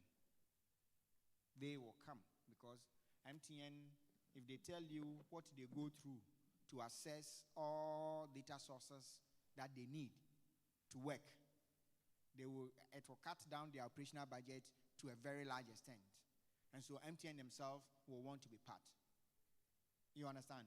Now, I also mentioned that we are not just deploying the platform, but we are enacting a law to go with it, that anybody who holds, any institution that holds data of public interest also has to be connected. So these are the kind of things that we are doing. On your first question, the platform itself does not hold the data. The platform does not hold the data. The platform is just a medium of exchange. So no data actually resides within the platform. So it's just as I said, I use the road as an example. You park your car in your house, and when you are traveling, you move from one point to the other. So the data sit with the institutions like NIA. NIA is still, nobody is going to take NIA's job from them by taking that A and then coming to put it at NITA. No. The data still sits with NIA, DVLA, all of them. Then the exchange happens on this platform. So this platform is just a means of facilitation of data exchange. I don't know if you understand. I get you. Great. Thank you. Thank you. Any other questions? Yes, go ahead. Thank you very much. My name That's is the man doing the continental data exchange. So I'm wondering why he's come to ask me a question. Anyway. My question is more around reassurance of access to personal data. So for example, if this data is set up, and I go to hospital, let's say I go to Trust Hospital, and that's where I normally go. My records are there. If I go to Kolebu, I should be able to carry my health with me to Kolebu without carrying folders. Now, how are you going to ensure that there's hierarchy to access to that data? So that the unauthorized person, because those are really private personal data, how are you going to ensure, can you reassure us that there's going to be a hierarchy that unauthorized people are not able to access personal data? Thank you. You see, when you started asking the question, I moved from where I was standing, and have you seen where I'm standing? Have you seen where I'm standing? Master, I better get up, let them see you. You will hear from him in the afternoon. He's the data police, data protection authority. So the very moment you asked the question, I decided to come and stand by him. We are working very closely with them to implement this. I mean, they own the data space. They are, as I said, the police within the data space. And let me also repeat, we are not the first people to implement this system. This is a system that if you look at, we have our requirement. So we have written down our requirement, what we want to see the system, the capabilities that the system should have. And very, very well, very, very detailed requirement that we've put together. So just what you just mentioned, for instance, is one of the requirements. And so what happens is that when the vendor comes with his proposal, we look whether the proposal has the ability to address that issue. That is the first stage. Then when implementation 2 has been done, we have something we call user acceptance test. So we test all the different modules and the functionalities to make sure that every single requirement that we put there, we can test it and whether it passes or it fails. And this platform, let me also say, is actually not going to be assessed by individuals. It's naturally to be assessed by platforms. We, the individuals, the system that we assesses this. So when you go online and you are applying something, the backend system is what this one does. But not that we will give individual access who can log on over there and check that. But it's rather systems that we assess that normally get onboarded. I don't know if I've answered your question. You know the answer, but you asked me a question anyway. Anyway, thank you very much. And I'm sure those in the different institutions you can give your feedback. Yes. All right, thank you very much. And I want to say kudos to you for a very good presentation. And I also want to give NITA thumbs up for leading the way with this kind of program or project.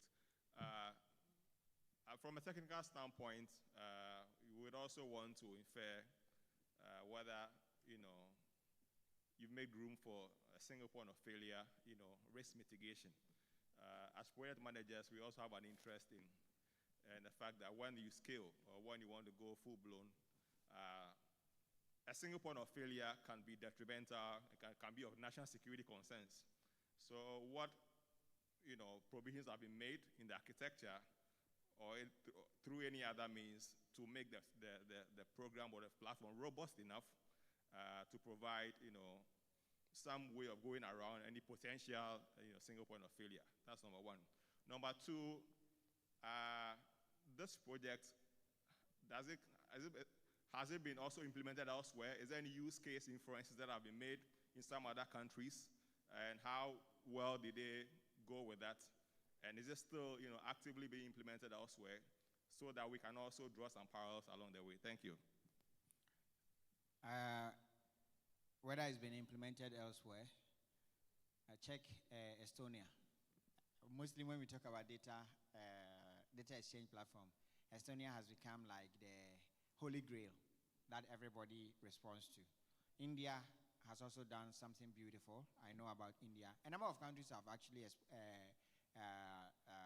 deployed data exchange. So just as I said, we will not be the first.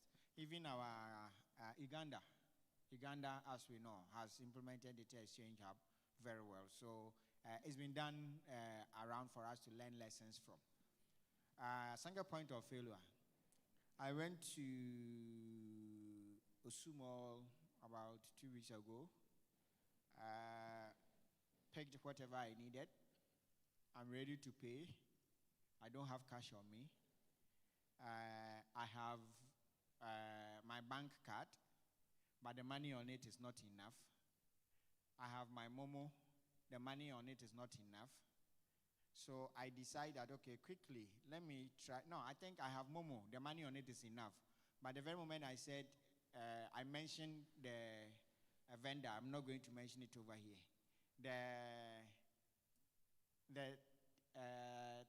How do you call yes, was like, hey, that's you need the and I'm like, so what do we do? Okay, then let me push money into my bank account.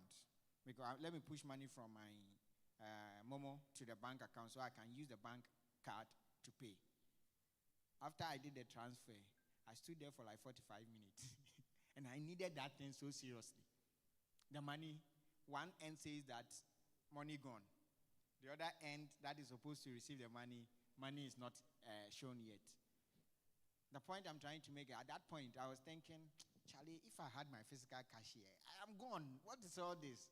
We say digitalization and then we are all having these challenges and stuff like that.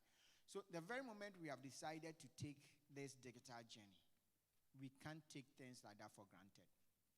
It is core and very basic to every single block we move from one point to the other within the digital space. We have to deploy this in a very, very fault tolerant, in a very, very high available, in a very, very resilient architecture. Other than that, we might as well forget. Because the very moment you do it successfully and people get used to, he was doing port activities 3 days. Now he can do it, he was doing it 3 days. Now he's able to do it in 3 hours. He gets used to the 3 hours. If that system goes down, it will become a national security issue. You understand? So these are some of the things that we are considering. And just as I said, we are not the first to have deployed this. So I believe very well that we will do it well. Let me also say this. For us to bring in some efficiency, we have chosen to go by the public-private partnership. So we are working with we hope to work with the private sector to bring in some level of efficiency in doing this. That is the approach we are choosing. Thank you. Thank you very much. Any other questions? If not, another round of applause for Solo and our presenters. You know, Solo, there's a part maybe you didn't mention that we all have to take note of. Yesterday, I had to make a payment to GRA. You know, I was here, so I was getting a lot of pressure from my accountant. And I said, well, let me just try and see if I can. He said I should send the money to him. And I said, what's the point? Let me see if I can. You know, so I called my account manager. He said, I can do it from the app. Tried with the app. It didn't recognize my tax bill number. Tried a couple of times. Then I went to the bank on my way home. And the bank said, oh, you don't have the invoice, but there's an invoice that is generated from the bank. And I said, hey, which one is that one? So she generated an invoice. I said, okay, fine. I tried on the app. It didn't work. She said, as far as she knows, it doesn't work on the app. But I have to remove cash and pay deposit to GRE there for it to now be paid. My first question, how come two people working in the same bank, different information? Two, why can't the point of the app is to make this process easier, and yet they are still referring me back to manual. Three, what level of conversation are we having to ensure that everybody who's working in these places are supposed to be connected are there? Because you can imagine how frustrating it will be for anybody who thinks this is supposed to be a seamless thing. The truth is that when you start taking this digital journey, you are likely to have some of these, hitches. And your ability to have a feedback mechanism in place to do continuous system improvement is the most important thing. Your ability to have a feedback mechanism in place to do continuous service improvement is what is important, not just deploying the system. Everybody can deploy the system. But after deploying the system, what happens? I mean, I will not be able to speak specifically as to what exactly happened, but I know very well that if this one happens, we should be able to take this issue and plow it back in and check Probably maybe at a point in time, there was a system error, there was a system issue or something like that. But our ability to do that is what is very important. And so right now, almost every system that we are rolling out, we are trying to include, you see, when you make a WhatsApp call, it tells you the rates, the quality of that. We want to make sure that anytime you use a digital platform, the very moment you complete, it brings you a feedback form for you to tell us what your experience was and all those sort of things. And once we gather this information, we should now be able to use. So we are now making it mandatory as regulators. We want to make it mandatory for all these platforms. And so we are working on coming up with the standards and all those sort of things. So that every digital platform, you take these feedback and make it that the very moment the person finishes a service, have that feedback mechanism, and then let us analyze it to be able to tell where we need additional improvement on the system and stuff like that. Thank you. Okay, so to lay more emphasis on it, I think that the discussion with the public and the stakeholders forums like this one and the ongoing conversations need to happen. And definitely the feedback thing is important. I think Ghana, well, it's not just Ghana, in the world, a lot of people have a problem with giving feedback or taking feedback. They think they're in trouble, so they want to hide, and we need to change that culture. Thank you so much. We're going to go for a quick 20-minute break, and then we come back and we do the last panel discussion. However, I have been instructed, very reluctantly, to let the students know that half of you will be taken for a tour in the data center. I'll encourage you to stay, but those who want to go for the tour, it's fine. So half of you during the break will be taken for a tour of the NITA data center. The other half of that stay, you are in for a treat. A very interesting, very interesting panel discussion. And then we'll finish for the day. We'll do the rapid session. So just go stretch your legs for 20 minutes, and let's come back and let's finish up. A round of applause for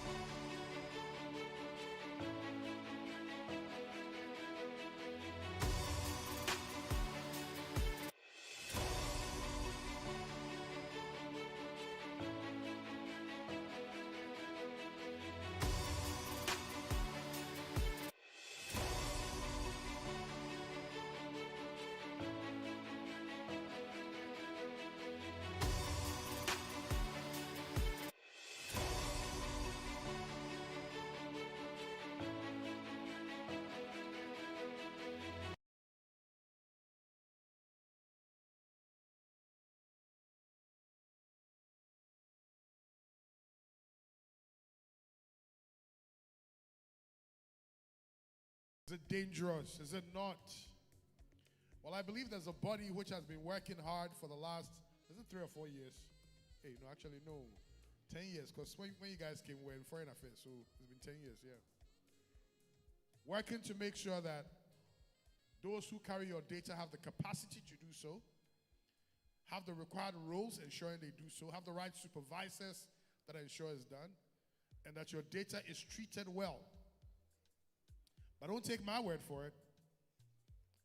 We have the experts here. Maxwell Ababil, Deputy Director, Technology and Ethics. Ethics, that's a serious one. Ladies and gentlemen, a round of applause.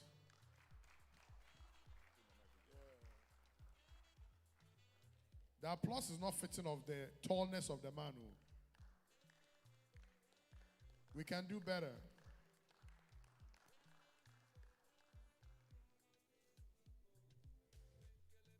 Lights, camera, action. Hello?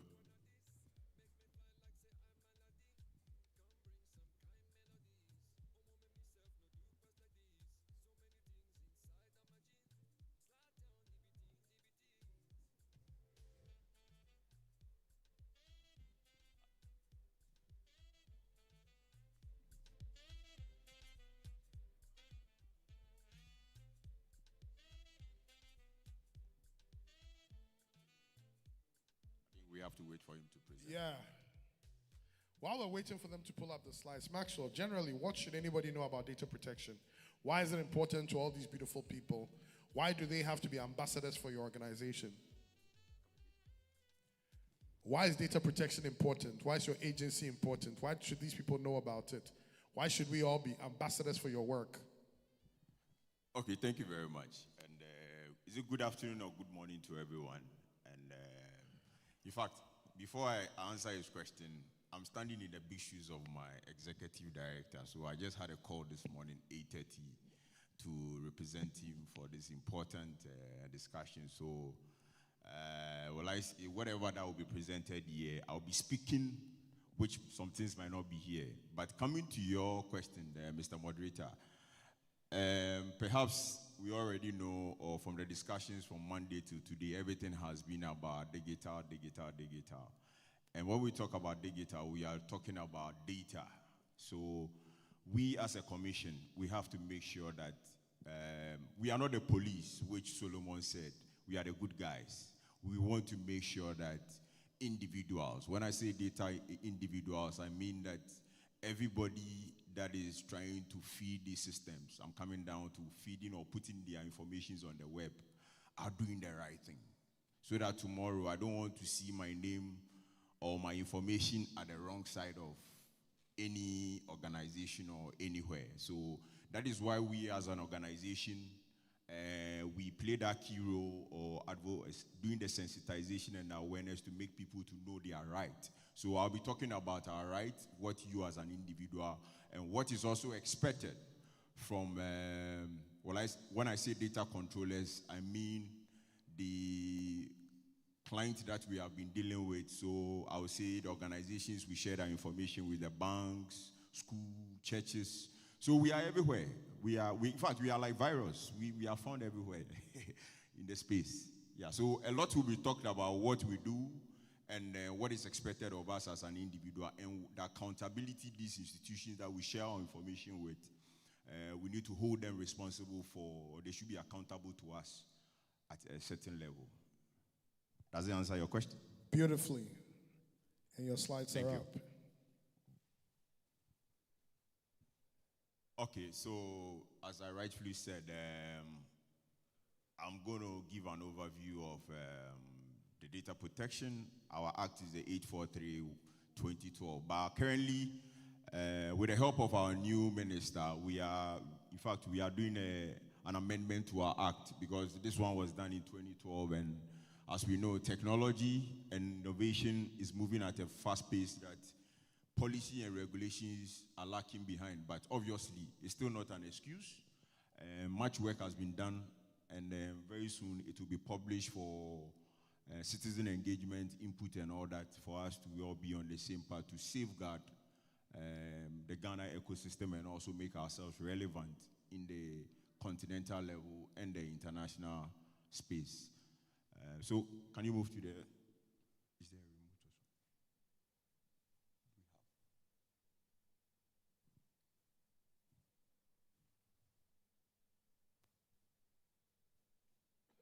also? Okay, so we'll talk about, which I mentioned that, okay, the act was established in 2012, effective October 16th, and established the Data Protection Commission, but effectively, operationally, was 2014.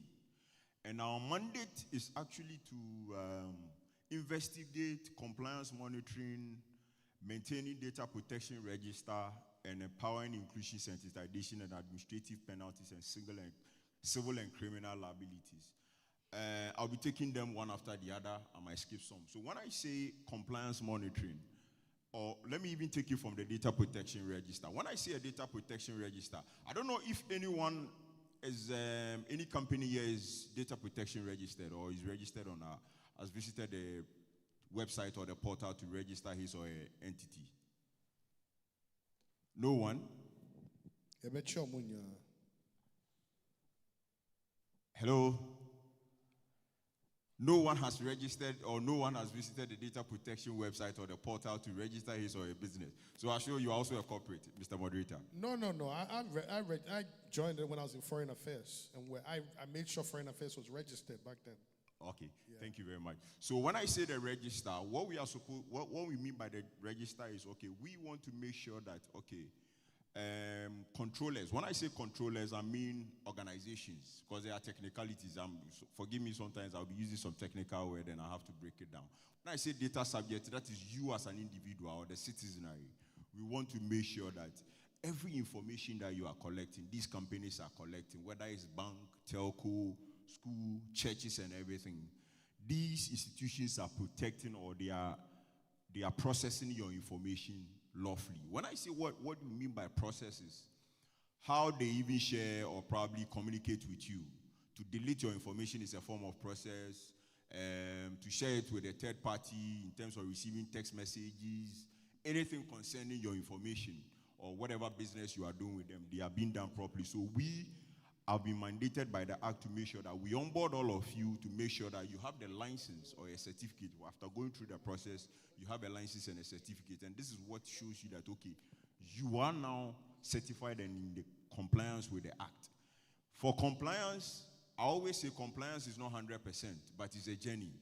So once you register with us, within the space of 2 years, you have to come back to do renewal. So we assume that within that 2 years, or your first registration to the second year, you might be going through your compliance process. So a lot of things will be shared with you in terms of to ask you what your privacy information.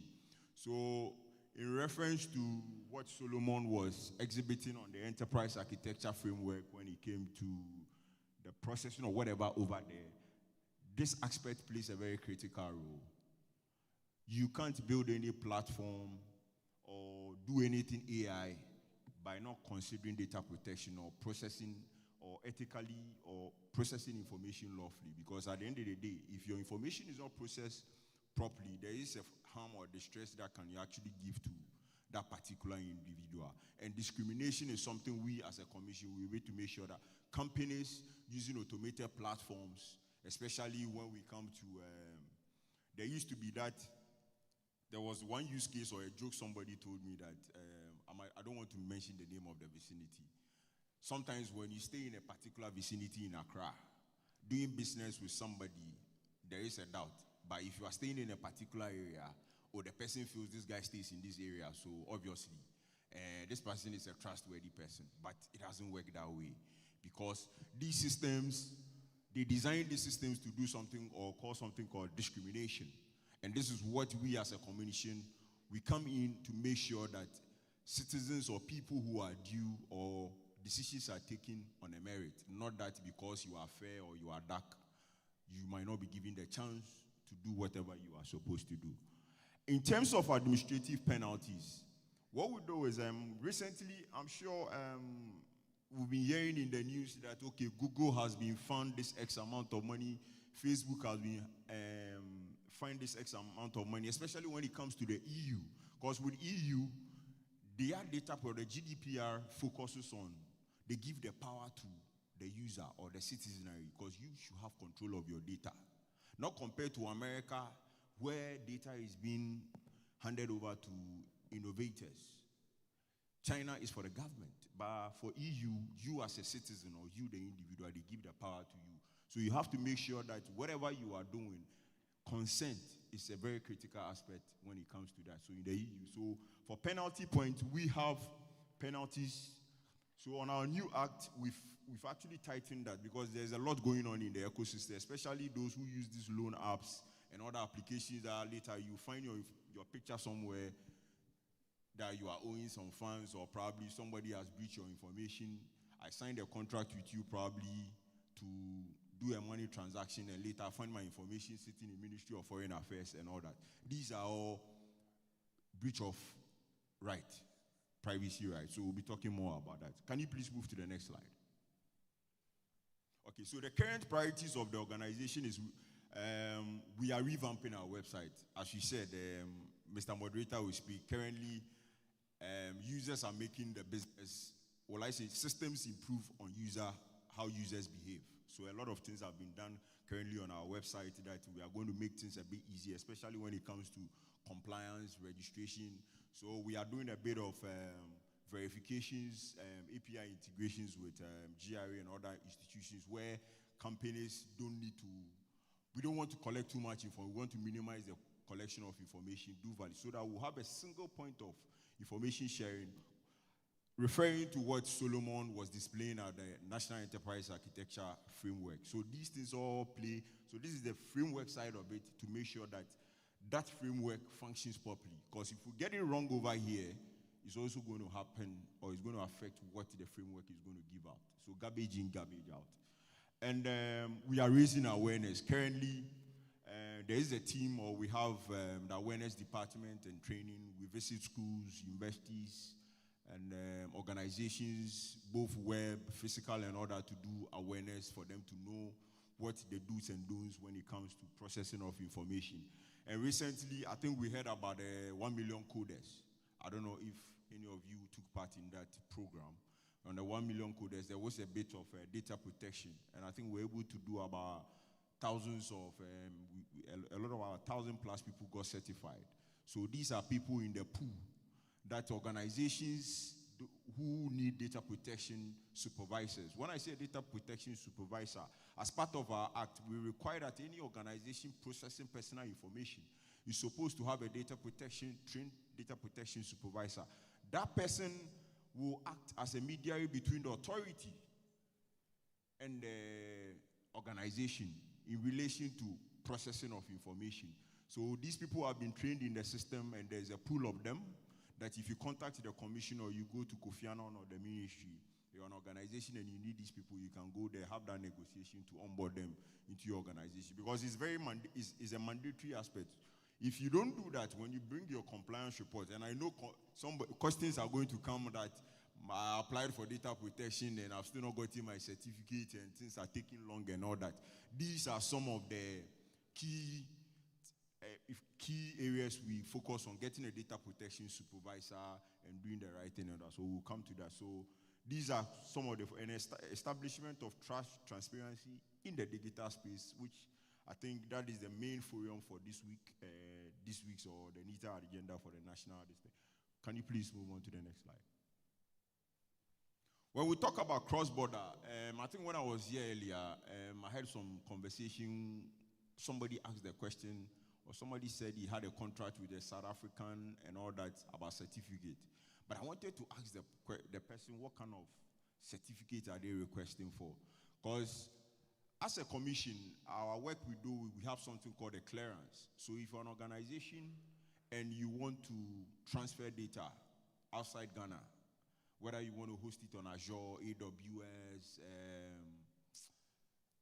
Alibaba, any of these cloud service providers, once it contains or you are processing Ghanaians' information, you have to come to our outfit. We have something called a DPIA, what you call the Data Protection Impact Assessment. We need to know that, okay, how well are these people? Yeah.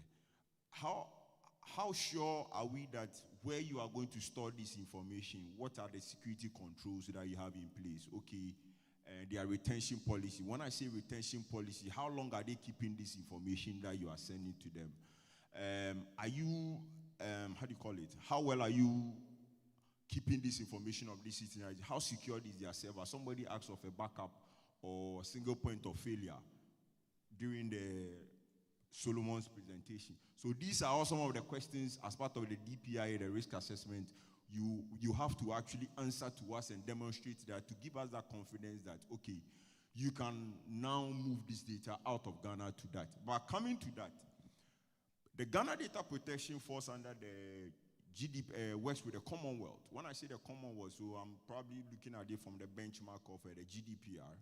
So initially, I think we have Smart Infraco here, which is the national one, the local one that we have, the other data centers and all that. So it was the last 3 years that Amazon had to onboard to make sure that they move their server from the US to Ireland because the Ireland forms part of the Commonwealth. That allows us to give you clearance to move data to that space. So initially, it was Microsoft South Africa that we entertained that if you want to move outside, data outside the country, probably has to be within the Commonwealth jurisdiction.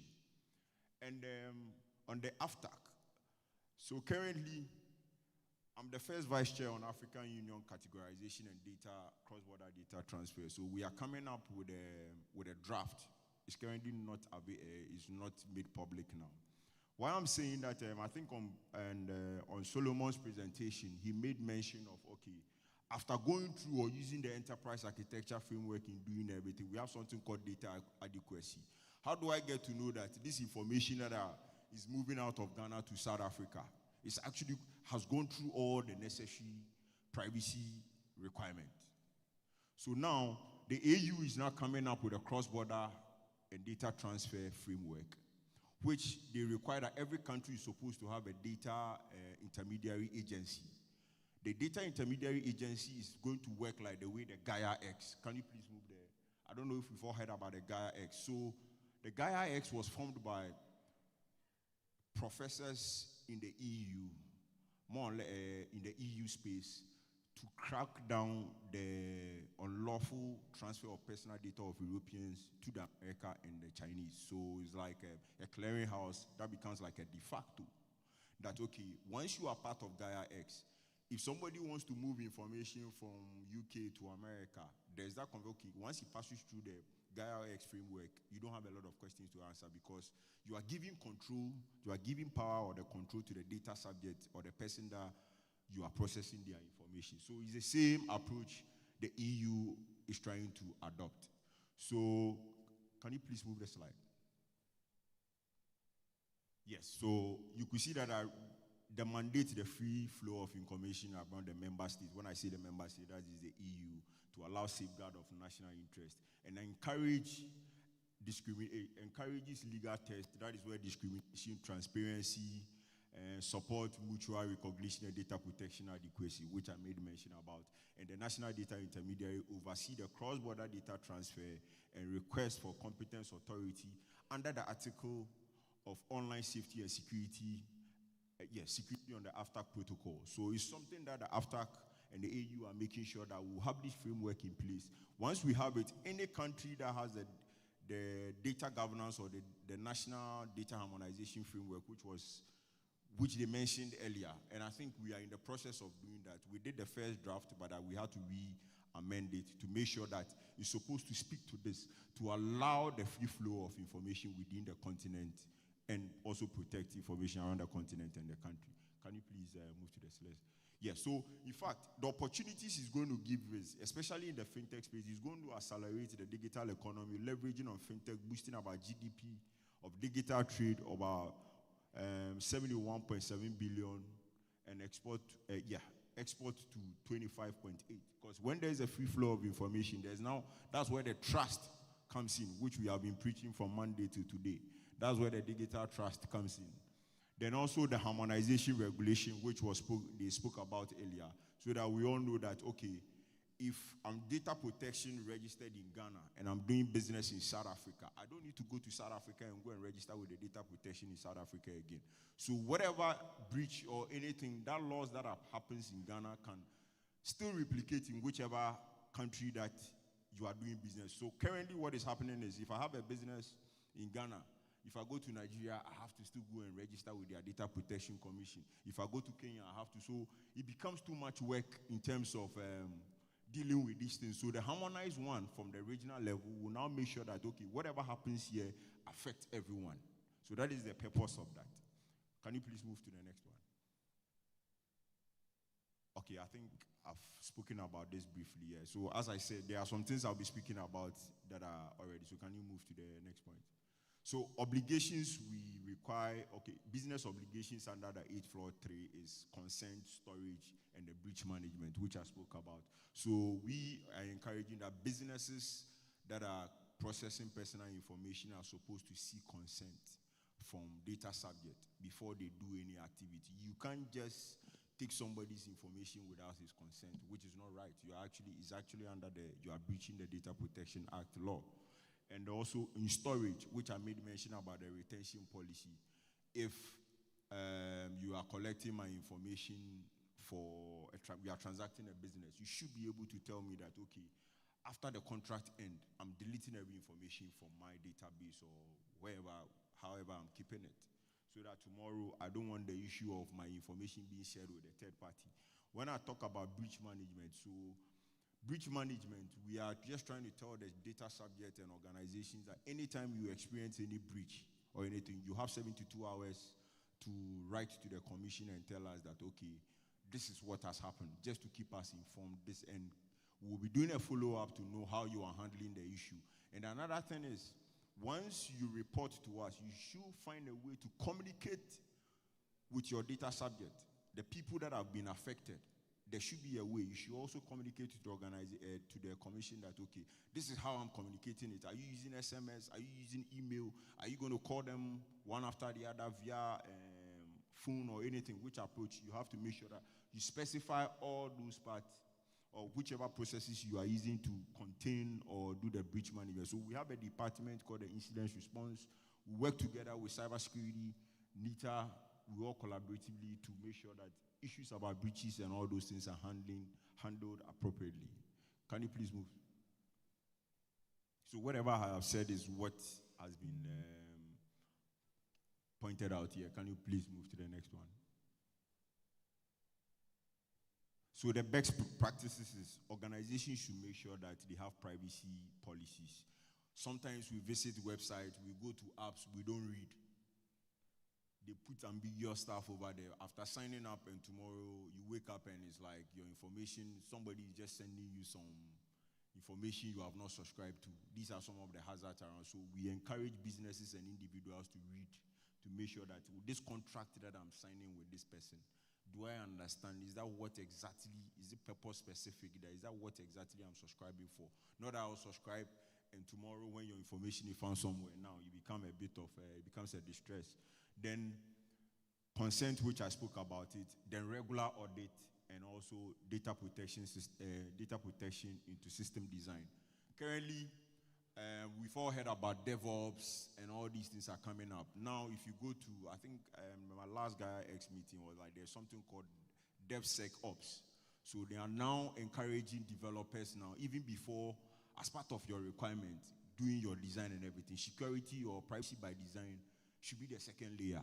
You don't design and come back and put in security or privacy measures. It makes the work very difficult. So now there are DevSecOps who are now coming into the system to make sure that they reduce these data protection or breaches. I always say security is not 100%, but it's the controls you put in that will make your system more reliable and people can trust it.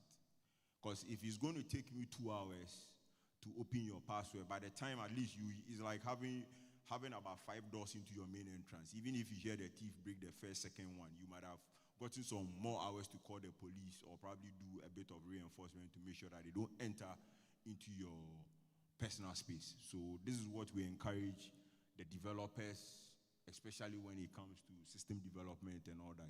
They have to consider privacy by design as one of the key areas before they even move to the production. production level. Then yes, so data protection, that is a trust of catalyst for investment and competence. So we spoke about it. I was here on the Tuesday to talk about that. Currently, the commission, what we are trying to do is we are coming up with a privacy seal. When I say a privacy seal, is institutions or controllers that are registered with us and in good standing are going to have something like a privacy seal with a QR code. This is now going to give confidence to people who do business with you.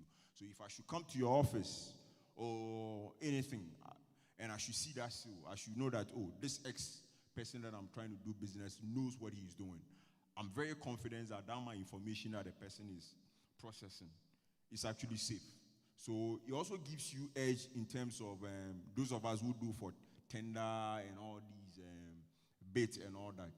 These, having a data protection license also gives you an edge over your competitor, especially when they don't have it. So we have, currently we've signed some, we've done some peer regulator engagement with PPA. As we speak, if you go for a PPA license and you don't have a data protection certificate, it becomes a bit difficult. Ghana Stock Exchange, there are ORC. So we are everywhere. We are trying to GIPC and all that. We make sure, because everybody is processing information. Even if I see you one-on-one, I give you an employment letter. At that point, we have signed a contract. You are processing my information because, one, you might have asked of my age, where I stay, my marital status, everything about me. So you have to make sure that that information I have given to you, whether electronically, manually, you are keeping it on a safe place, that we don't want the issue by the time the groundnut seller will be having a copy, a photocopy of that information, that agreement that we signed. She's using it to sell groundnut. So these are some of the things we preach about in terms of giving controllers and companies the edge in terms of competitiveness in the market space. So I think this is what I've spoken about. So you can move to the next one. So the strategy aspect is the robust data for helping compete regional and continental, especially in AFTAC, and businesses trust and reduce friction and all that. Yeah. Can you? So the next one will be integration of data protection into the regional platform. So as I rightfully said, we are amending our act. It's going to talk to, I don't know if Solomon spoke about the data harmonization framework. I know he spoke about it. We have the National Data Governance Strategy. The draft was done, that was 2024, but it's still waiting for approval. Whatever we are talking about in terms of infrastructure, processing of data, moving one data from everywhere and all that, it has to pass through that. As we speak, there's no data classification or categorization in Ghana. How do I get to know that I'm processing public personal data? You should be able to establish the difference between personal and non-personal data, internal data, external data, sensitive data. When I say sensitive data, I'm talking about health data. When I say categorization, I should be able to separate financial data from health data. I should be able to separate employment data from financial data.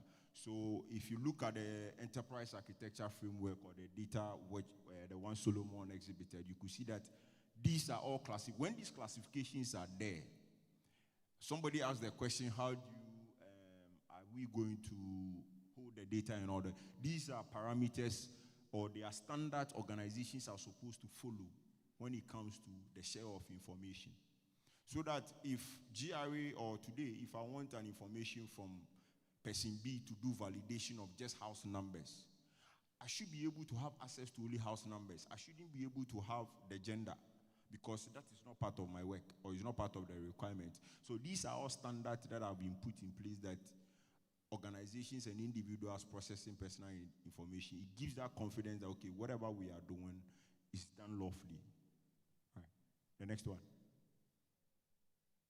Okay, so we have the regional framework, which the Malabo Convention ratification in 2019 for cybersecurity and data protection.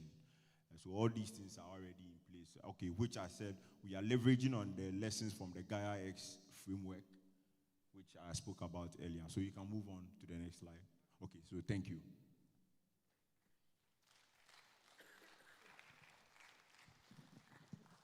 Any questions? We'll take 2 questions if possible.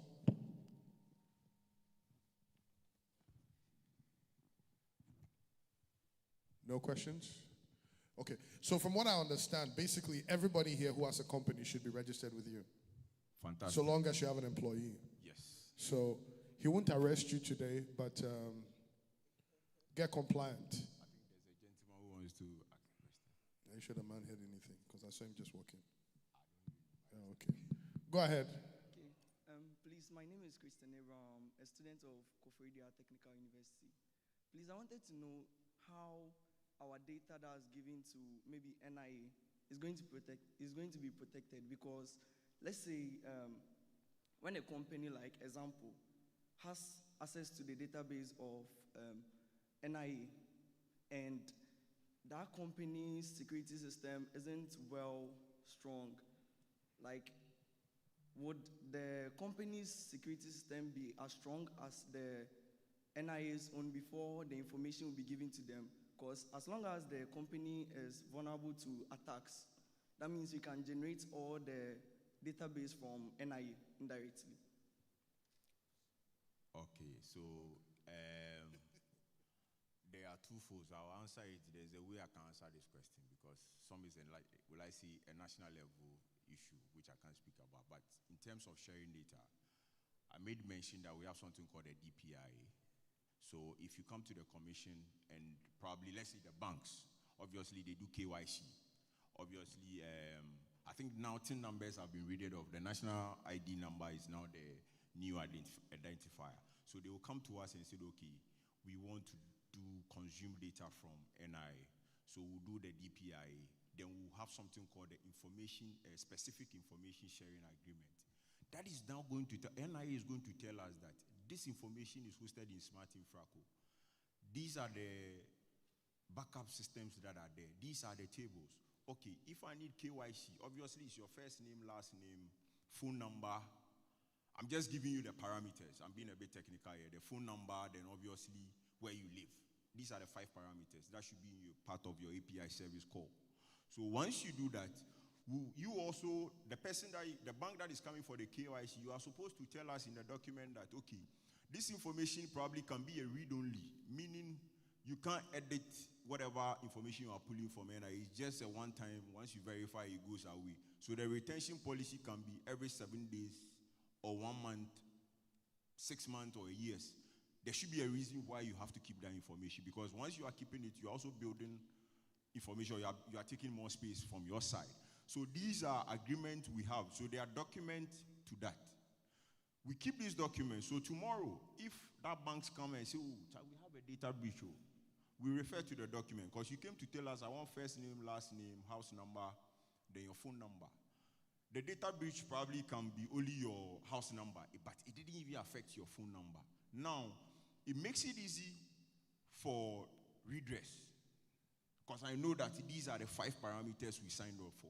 So basically, that is the whole thing. So every company that wants to consume data or do any data sharing, you have to make sure and come and do that DPIA, then sign that specific information sharing agreement with us to tell us how you are processing that information you are collecting from the person. I don't know if he answers your question. Yes, please. Thank you. My second question, please, is that the backup that you made mention of, Sam made mention of the e-commerce, and sometimes ads pop up on those platforms. So let's take like a platform is to take the backup of a website or something, then it's to sell it out, but because it's to be protected, how would you ensure that the backup is successfully deleted? Because we have forensics where the backup can be retrieved back even after deletion. So with that one, how would you be able to verify that technically everything is lost and gone forever? So the commission is not a technical place. We are regulators, right? Yeah. I made mention that once you register with us, you have to be going through a compliance process. So you, the e-commerce site, as part of compliance, you are even supposed to tell us how, as I said, processing and keeping this information. There are something called dark patterns in browsers. That is why you have cookies. That's why I mentioned earlier that before you visit any site, one, probably you even need to check whether that padlock sign is there, the digital certificate and all that. 2, go to the cookies. The cookies will not give you the room to know that, okay, do I want my information or these pop-ups to come? These things are all spelled out there. So you, the user, you have the right to make sure that you read all these things before you carry on. Because they've given you, that is why cookies are there. You understand? But I understand where those are technical stuff, but we as a regulator, we cannot come and inspect, coming to do that kind of forensic. We do auditing and compliance, but is the appropriateness or the technology you are using to process the information, not as in forensics in terms of coming to the application side to know whether if there is a code running behind to be copying, mirroring information or all these dark patterns. I don't know if that answers your question. It does. Okay, thank you very much. You're welcome. Thank you very much. Oh, there's another question. My name is Augustine Ocheriok. I'm Mr. Data Protection Agency. Yes, sir. Very often, we do receive unsolicited text messages. And then I will give you a clear example. You'll be there at the end of every month, just the beginning of a new month. You receive a text messages from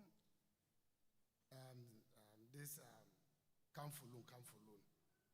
These are informations that we personally have not shared with any, but they will be specific with your name, where institution, where you work with. What is Data Protection Agency doing about some of these things when it is reported? Thank you very much. I knew those questions will come up. I was waiting for it. And last year, sometime that was last year, we did a national task force engagement together with the cybersecurity. I don't know if anyone heard about that. So as I rightfully said, the organization that you are working with, somebody obviously would have done that. So there was a task force, a team, a JCC that was formed to make sure that they will crack down all these things. But as you said, if you receive a message like this, kindly reach out to our office. We are there to make sure to settle that issue between you or wherever the information is coming from. Because now I can't pinpoint any organization name or something, but obviously wherever that you have, you've signed a contract with to process your information, that is where the information will be, the leakage will be coming from. But once you reach out to us as a commission, we have a process or a department that will handle that issue for you. I don't know if that answers your question. Okay, mostly they will begin. That is Controller and Accountant General. I don't know about that. Oh yes, I do receive them. Oh, that is why I'm okay. talking to her. Okay. And then this issue came up, as you rightly said, some time ago. Yeah. And then, well, if I heard it right, Controller admitted that it could be a challenge from their end. Because such institutions, I've not shared, they don't even know me anywhere. Neither have even shared my personal number with them. And then for them to tell me, dear GOG, I mean, it means somebody said somewhere, share my information with. Yes. And that's my concern. Yeah, so I think back to the point again is I made mention of the data protection supervisor. So if you mention controller, we've already engaged them to train these data protection supervisors to make sure that they will safeguard all these informations of the employers from getting to third parties. Because, as I said, there's no 100% security, and the security is the individual. You can hand over everything to you. It's about trust. So obviously there will be somebody in there doing that business, and you can't have that oversight. So at least having that data protection supervisor gives you a control. Now, at least you have one barrier that you can question or probably prevent it or reduce it. So I think going forward, as we said, we've engaged, we've done a lot of civil service week. I had opportunities to speak there, so we are engaging all of them to make sure they're encouraging them to have all these supervisors in their various departments and all that to make sure that they will crack down the unlawful share of people's information. All right, thank you. Thank you very much. This is a follow-up to his question. Okay.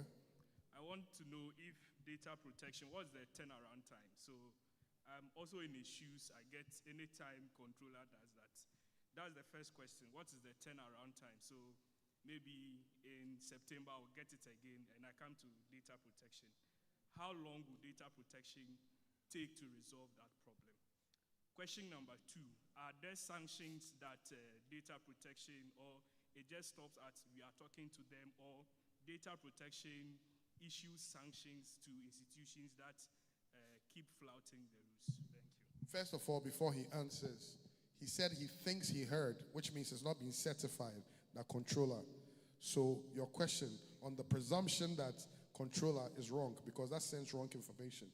So presupposing that it is, or any other institution, yes, sir. So I'll take the second one in terms of the turnaround time will depend on the situation at hand. But once you get to us or you report the issue, the incident response team will pick it up. One, will find out whether even the institution is registered with us. If the person is registered with us, now we refer to his compliance report that he has submitted within that period and see the retention policy, what that was still. Because the compliance comes with a whole, is an activity, it's like, is a reference manual. Let me use that thing. Because you are telling us how you are processing the information. Perhaps maybe they stated it in that they will be sharing it with the third party. If they are sharing it with a third party, then there's nothing wrong. But if they haven't specified it now, then there's a problem. That is where we have to now refer to the compliance report, then call the institution, and you as an individual, they have an evidence to show that this is how you are getting it. Then wherever the information is also coming from, we need to refer to that institution to make sure that you are reporting the case have not even mistakenly gone to sign a contract over there. Once that is done, then I think we'll take the issue from there. On the sanctions, we already have sanctions. Currently, we have about 2,000 penalty point amount. I don't want to mention the figure here, but it's something that we have worked on to improve the sanctions this time around when the new act is being approved by Parliament. But there are sanctions over there. Yeah. Thank you very much. Please, a round of applause for Maxwell Abebio. Good stuff.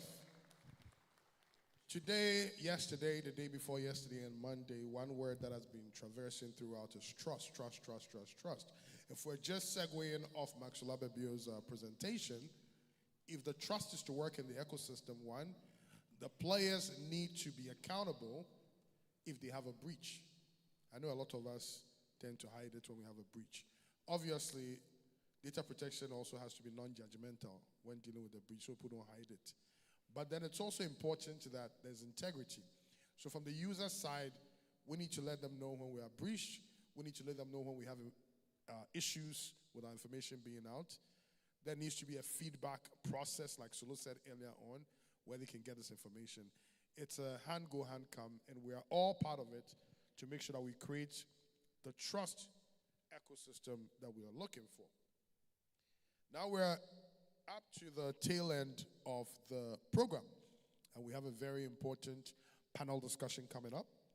One of the key things when we talk about data, I mean, all of us, I'm hoping all of us are proud to be Ghanaians, and I'm hoping all of us are glad that we have independence and that we are living in a sovereign nation, whatever it means. Sometimes some people believe we're independent, some people believe we don't, I don't know. But your data must be independent. Do we agree? Okay, so in our next session, we're going to talk about data sovereignty for Ghana. What does it mean? Choosing the right model that works. And I'm very excited about the person who's going to moderate because of his name. He's the Director of Engineering, Genki Solutions, Netherlands. And his name is Edemoni. Please, a round of applause for Edemoni, our moderator for the next session. Yes. And you call your panelists. Oh, please, another round of applause for him.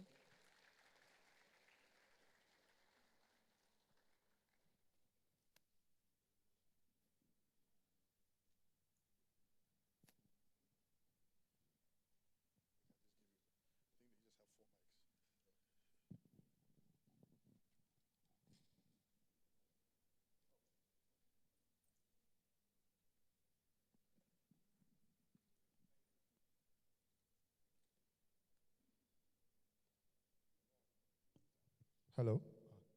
Thank you very much.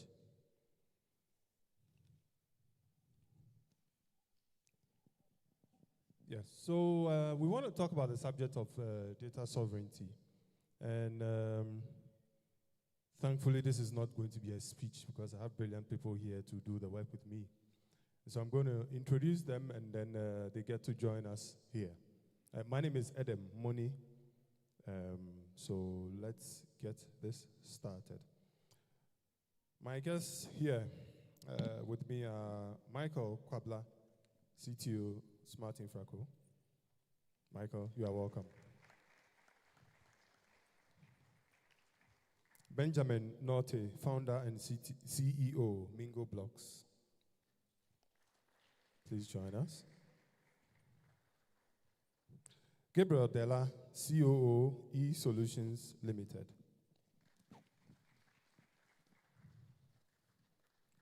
And from academia, Dr. Emmanuel Enchibo-Esiako, lecturer, Department of Computer Science, GEMPA.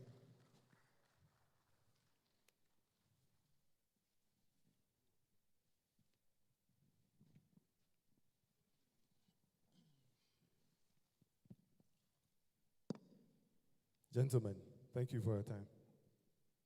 Okay, so we just had a presentation about a data exchange platform and segueing it into Abstar. But the issue of data sovereignty is still a national priority. We are using the word data sovereignty. Perhaps we should maybe define it a little bit so we are clear on what we are talking about. So it's the principle that data is subject to rules and regulations of the country of origin. So it could be the country of origin, the country of collection, or the country of processing. All right. Rules and regulations surrounding data, which is typically around the countries where the data is collected, where it's processed, or where it's generated from. All right. So there are different models that have been deployed before. I give an example. The US were so worried about their data, they said, TikTok, we have to own you. All right? So right now, TikTok in the US is being forced to be owned by an American company. Is that the model that we, Ghana, want to take? We want Google to be owned by Ghana? I don't know. There are different models, from full national hosting to hybrid and regional frameworks. And so whichever way you choose, your data and your infrastructure must be ready for it. So we need to look at what trade-offs we will need to make, and that's why we are here this morning. So I think we would launch into it. I would want to probably start off with Michael. From an infrastructure perspective, do we have the data centers, connectivity, and cloud capabilities to support a national level data sovereignty? So that everybody, all the data, we have to bring it here in Ghana. Do we have the technical capability? Okay, thank you, Adam. Yes. Thank you, and good afternoon, everyone. So today, the data that we have, it needs to be stored physically in the environment. So data center is a key requirement for data sovereignty. So today we have tier 3 and tier 4 data centers in Ghana. Okay, most of them are uptime certified. It means that they have redundant power, solar, gensets, batteries, commercial power. They have cooling systems. They have enterprise-grade security. So your data is properly stored or safe. And in Ghana today, I'll be specific in terms of what the government has. So we have the National Data Center that is managed by NITA, one in Accra. Then we have a redundant data center in Kumasi. In terms of the country, if you look at it critically, all the tier 3, tier 4 data centers are all scattered within Greater Accra region. So in case something happens in Accra, we are all doomed. It's only the National Data Center that we have one in the middle part of the country, in Kumasi, KNUST. There's none in the north. So there's some kind of gap there. Then after saving the data in that physical environment, you need cloud infrastructure. Today, we have some private cloud infrastructures in the country. Okay, we also have government cloud infrastructure. That's quite huge infrastructure. one in Accra, one in Kumasi. It's scalable. It has all the compliance capabilities that today we are using. So we have the cloud infrastructure by the government in the national data centers. Then one key thing is after you have that data in the data center, you need to access that data. Okay, so the network infrastructure or the connectivity to that data. We have some investments in the country in terms of network. So if you look at the Eastern Corridor fiber backbone by the government, it's 100 gig capacity backbone. It's a huge infrastructure. That's serving the country all the way from Accra to Burkina Faso, even to the border of Burkina Faso, Kulungugu. It's today serving other MNOs. Then we also have a huge infrastructure that was built, I think, 3 years ago. It's serving 951 government agencies, police stations, post office, hospitals, and it's a software-defined wide area network. All of them are terminating at the National Data Center. This infrastructure today is supported by a backbone infrastructure, 100 gig capacity. Plan is already in advance to link the Eastern Corridor fiber backbone to that infrastructure to give us a kind of ring across the whole country, all right? So there's some level of infrastructure that we have that's supporting us. Let me add the Ghana Rural Telephony Project. This is also another project that's ensuring about 2016 communities have data and internet service, all right? So looking at this infrastructure, we have some level of investment in terms of broadband and fiber optics, including the mobile network operators. They also have fiber, okay, across the country. Then after accessing the data, how is data secured? How is data protected? Okay, so one key thing that we have that has gone well for us as a country is Cybersecurity Authority. They've done extremely well job, a good job for the country. If you look at the ITU ratings for last year, 2024, they were classified as tier 1 status, which means that globally, Ghana Cybersecurity Authority is doing extremely well. Good job for us, okay?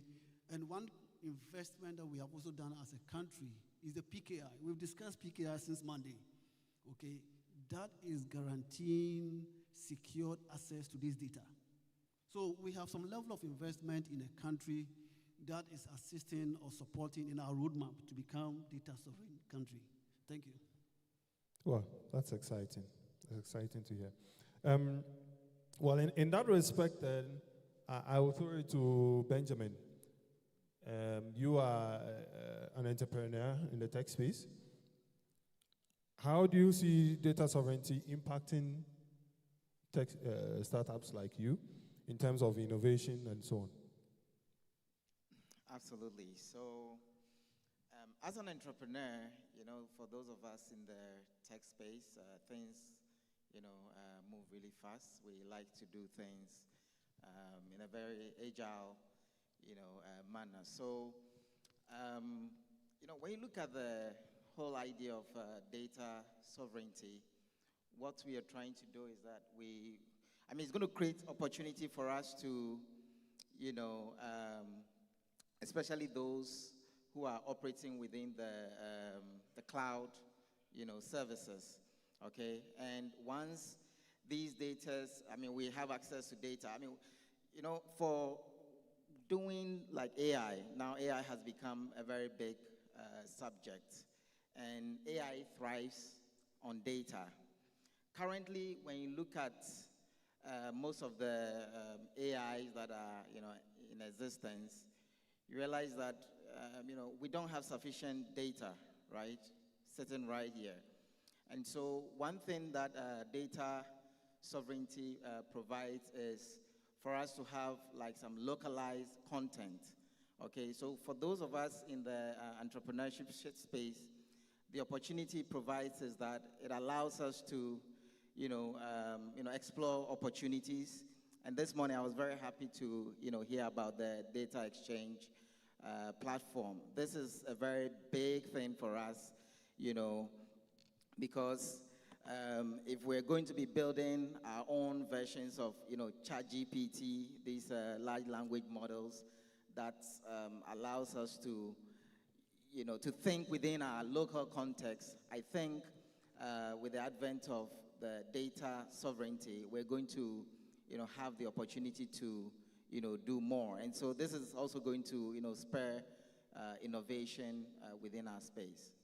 Okay, but like in response to that, don't you think that it also can be stifling in terms of innovation? Because then if we are insisting that data needs to be hosted maybe in a Ghanaian environment or whatnot, and there are regulations and so on around doing that. Meanwhile, you've come up with a brilliant idea, you want to execute something quickly. Don't you feel that a particular model can stifle innovation? Well, not entirely. It all depends also on, how, as policy makers, how we really frame, the policy around data sovereignty. And I think that, when we are doing some of these things, we need to be able to design the frameworks in a way that, enables innovation rather than, designing it in a way that stifles it. Because sometimes, when you over-police or trying to, put a lot of protectionism on, these kinds of infrastructure, it also ends up stifling growth.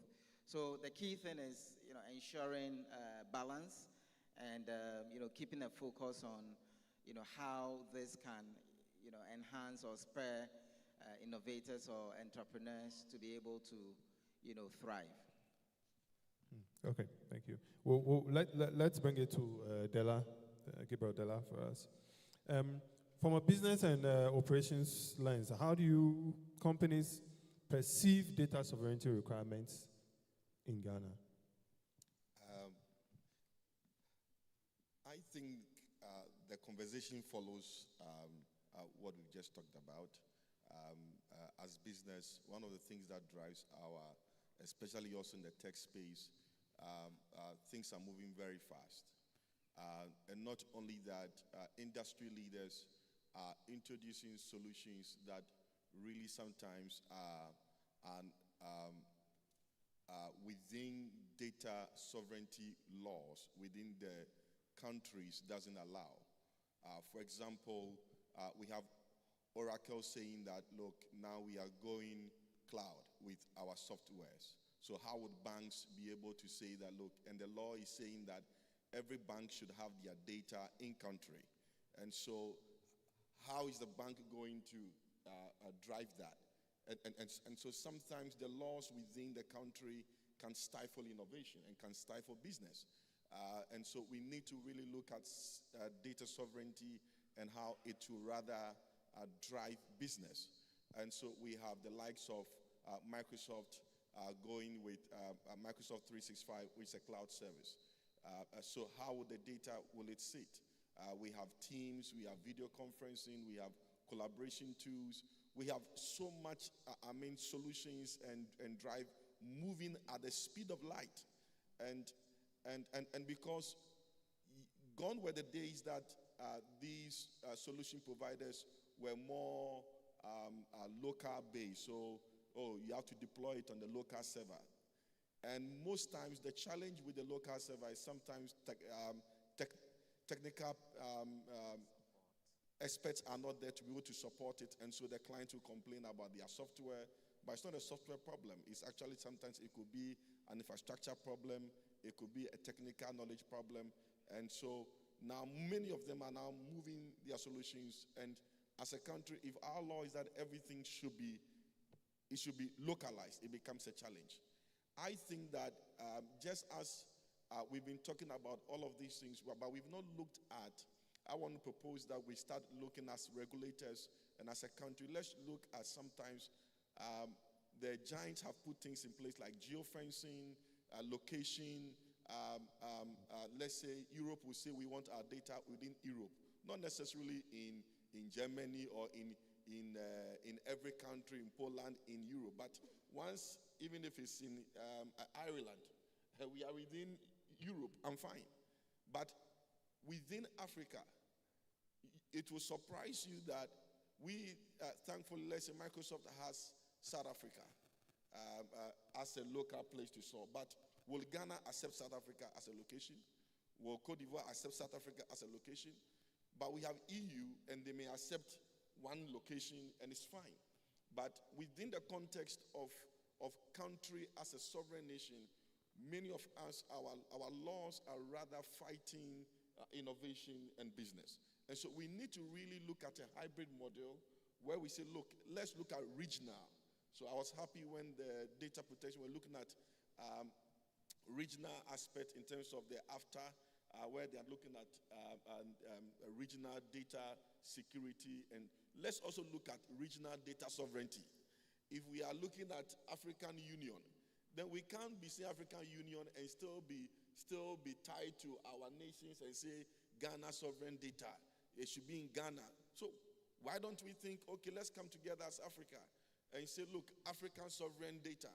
And so we now have collaboration across the region. Then we become a strong force to push these giants to do things. So there are a lot of things that I believe we need to do. Then also on the other side, we have where countries can, where the providers can force data and access. Why don't we have some bilateral agreements in place? I mean, we have bilateral trade agreements. We have bilateral security agreements. Why don't we do some government-to-government bilateral agreement to secure our data? So that it's not just everything about sovereignty, everything must be here. We can have hybrid, we can have framework agreements to drive that, we can have regional data sovereignty. At the end of the day, we want to really drive and serve the citizen. When the laws and all these things rather stifle innovation, we the citizens will suffer, we the businesses will suffer. Good. So thank you very much. So, I mean, he's mentioned multiple suggestions of models that could work. But I want to come to Doc and ask him that, given the balance between data sovereignty, innovation, and so on, what are the models that we find across the world, and which ones can you suggest might work well for us in Ghana? All right. Thank you very much. And in fact, I want to commend NITA for bringing academia on board this session. I think NITA has done well. There have been quite a number of programs that NITA has engaged the academia. Yes, I've always been saying that there's the need for that collaboration between industry and an academia. Okay, so let me try and then address this question. Sovereignty models, okay. And I think my brother has done a good job. He has made my work quite easy. Okay, so there are three models that I want to share with us. The first one is what we call the open models, okay. So for example, if you look at the EU, okay, the GDPR, okay, it's an open model, okay, where data can be localized, but it can be shared across board, okay. Then we also have the strict localization models, okay. So for example, if you look at what Russia sometimes practices, okay, so that one, data is in-house, consumed in-house, everything is in-house, okay. Now that one has a big challenge, okay, as we are rightly saying, because it stifles innovation. How would you know what is going on outside, okay? So there is the other model that brings the two together, which we call the hybrid model, which my brother has really explained. Okay, so for that one, you can generate data, store data, keep data locally, but make it available. Make it available. And that one brings about some level of innovation. Okay, so what it means is that you are open to the rest of the world, but you still make sure that you have some level of sovereignty over your data. Now, let me just bring this in. I know because of what the Data Protection Act is doing, Ghana is doing quite well. Okay, and I think we are practicing the hybrid model in a way, but just that we will need some frameworks to really govern that. If you look at so for example, let's look at AI. Okay, AI dwells on large volumes of data. How do we make sure that, for example, within the African continent, or even among West African states, we are able to train on our localized data, okay, but still make it relevant to the rest of the continent, okay? So, for example, Ghana can decide to train on its own data. Kenya can also decide to train on its own data. Another country can also decide to train on its own data. Then, so we have a concept they call federated learning, okay, federated learning, where after each country doing its own training, you then share some parameters, which we call gradients, okay? Then it is aggregated at the cloud level, okay? So at the end, Ghana enjoys data from, say, Kenya, data from another country, but the data is resident in Ghana, resident in Kenya, resident in another country. So that is where I will recommend the hybrid approach. Okay, it is good. It will help us to be able to be innovative enough, in as much as also having some level of sovereignty over our data. Okay, I wouldn't want to sound so technical by giving you some of the frameworks, because my brother from Data Protection Agency has done quite a good job by walking us through most of the acts, some for the ECOWAS, some also for AU. All these are there to ensure that there is that partnership across the group. Now, one thing that I would also encourage Ghana to be doing is that let's think about Ghana. Let's also think about ECOWAS. Let's also think about AU. Okay? So you could have different levels of sovereignty where we have that for Ghana. We can also share with ECOWAS. We can also share with AU, depending on what we really want to achieve. Okay, so that's what I want to say. Okay, then in that respect, I have a follow-up question, because if so, you are suggesting a hybrid model, but if that is the case, what policies or regulatory reforms we need to make as Ghana to be able to make a hybrid model possible? All right. So, when you are thinking about a hybrid model, you are considering both, strict localization somehow, and also the open-end model. So there should be a way of having some frameworks that will help us be able to achieve these two things at the same time. Okay. So, for example, I know we have the AU Act that also helps with some of these hybrid models, so that we are able to share information with AU. Okay, let me just refer you to that. I want to read it so that we will get it very well, because we are also here to learn. All right, so we have so we have what we call the AU Data Policy Framework. That is, it was enacted 2022. Okay, and then that framework ensures consistency with what we call the Africa Continental Free Trade Area, Digital Trade Ambition. And then within it, it has something regarding data sovereignty. Okay, and it talks about data sovereignty with balance. Okay, so this is very, very key. So we can even follow that model. And I think Ghana, in a way, that's why I initially stated that we are partly following it. Just that we may have to be very conscious about what we are doing. Okay, and within the sovereignty portion, it states that, I want to read, okay. Countries should have sovereignty over their data, but must also allow cross-border data flows to enable regional integration and digital trade. Okay, so Ghana, for example, can adopt and then stick to such a model. And by doing this, automatically you'll stick to the hybrid model, you also stick to sharing your data with Africa, and you can even go beyond also to share your data with the rest of the world. Okay, thank you. Okay. For Michael, so what investments do you think we need to make to add on and improve what we have already to make us more robust to handle data sovereignty needs?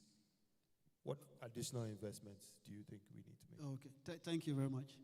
Okay, so Doc, I think you've answered the question rightly. In terms of the models, yes, if we want to have the data sovereignty, then we must have the right infrastructure to support it, right?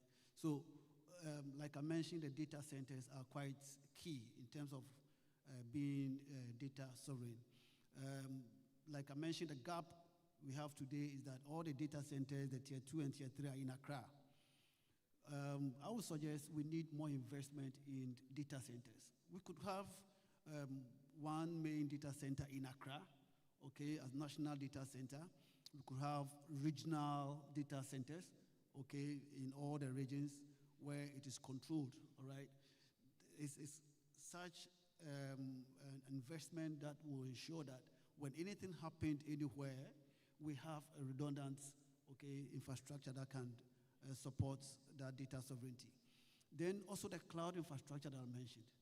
We have a lot of private institutions that today are having cloud infrastructure, but the government can really upgrade what we have today at the national data centers in Kumasi and in Accra. We need them to be able to sustain the kind of data that's being generated in the country and also allow, like you mentioned, other partners to access those data. One critical thing that I mentioned earlier was the cybersecurity. It's very key. We need to enhance it. We need more investment in that space. If you look at cybersecurity today, we need more people trained. You know, we need to invest in training. People have to be trained. The 1 million coders, if you look at some of the models, it's cybersecurity and data protection. We need more people trained in terms of certification in cybersecurity. It's an area that we need to look at. I also mentioned the public key infrastructure, the PKI. Is quite key to ensure that the data that we have today or we are going to keep, there's control. We have control over it. We have it properly secured. If you look at today, National Identification Authority, that's what they are using for the Ghana card. It's going extremely well. We have the e-visa, we have the e-passport, we have immigration. Today, immigration is using the PKI. So we could easily adopt it, okay? It should be a conscious effort for government agencies to adopt it, all right? To ensure that we have digital identification of people who access this data that we have. Then you mentioned rightly the regulatory framework. We need to ensure that we have proper regulatory frameworks. Data is continuously changing, all right? The models, how they are being generated, how they are being moved, how they are being accessed. We need to have proper policies and also make sure that we have the framework that will allow us to ensure the data sovereignty. So this is the kind of investment that I'm looking at. One area that I also talk about is the MNOs, all right? Today they have some level of infrastructure, but can we expand the national roaming? Okay, so today, if I'm in an area and my network, my primary network go down, I don't have service. But the other operator has an infrastructure that can support me. Can I be roaming on that infrastructure so that I don't lose service or I don't have to disrupt whatever infrastructure or data I'm accessing? That's something that we need to look at. We also need to invest in that environment in terms of speed. If you look at today's speed in accessing the data, is the rural telephony that I mentioned, it's just 2G and 3G. So imagine a government agency or office in these rural communities. It will take quite a long time in accessing the data, the latency. Even 80 today, they have just 2G and 3G, they don't have 4G. So we must invest in speed and affordability. Okay, people should be able to access data comfortably wherever they are. One area that we also need to invest in is last mile. Okay, so our government agencies, our home, we need to upgrade our IT infrastructure. If you look at the ministries, their local area network, land cable, some of them 20 years, 50 years, we need to upgrade. So that if we want to be data sovereign, it means that our government agencies should have an easy access to that data and do whatever they want to do. If you are working from home, you should be able to have access to data easily and freely.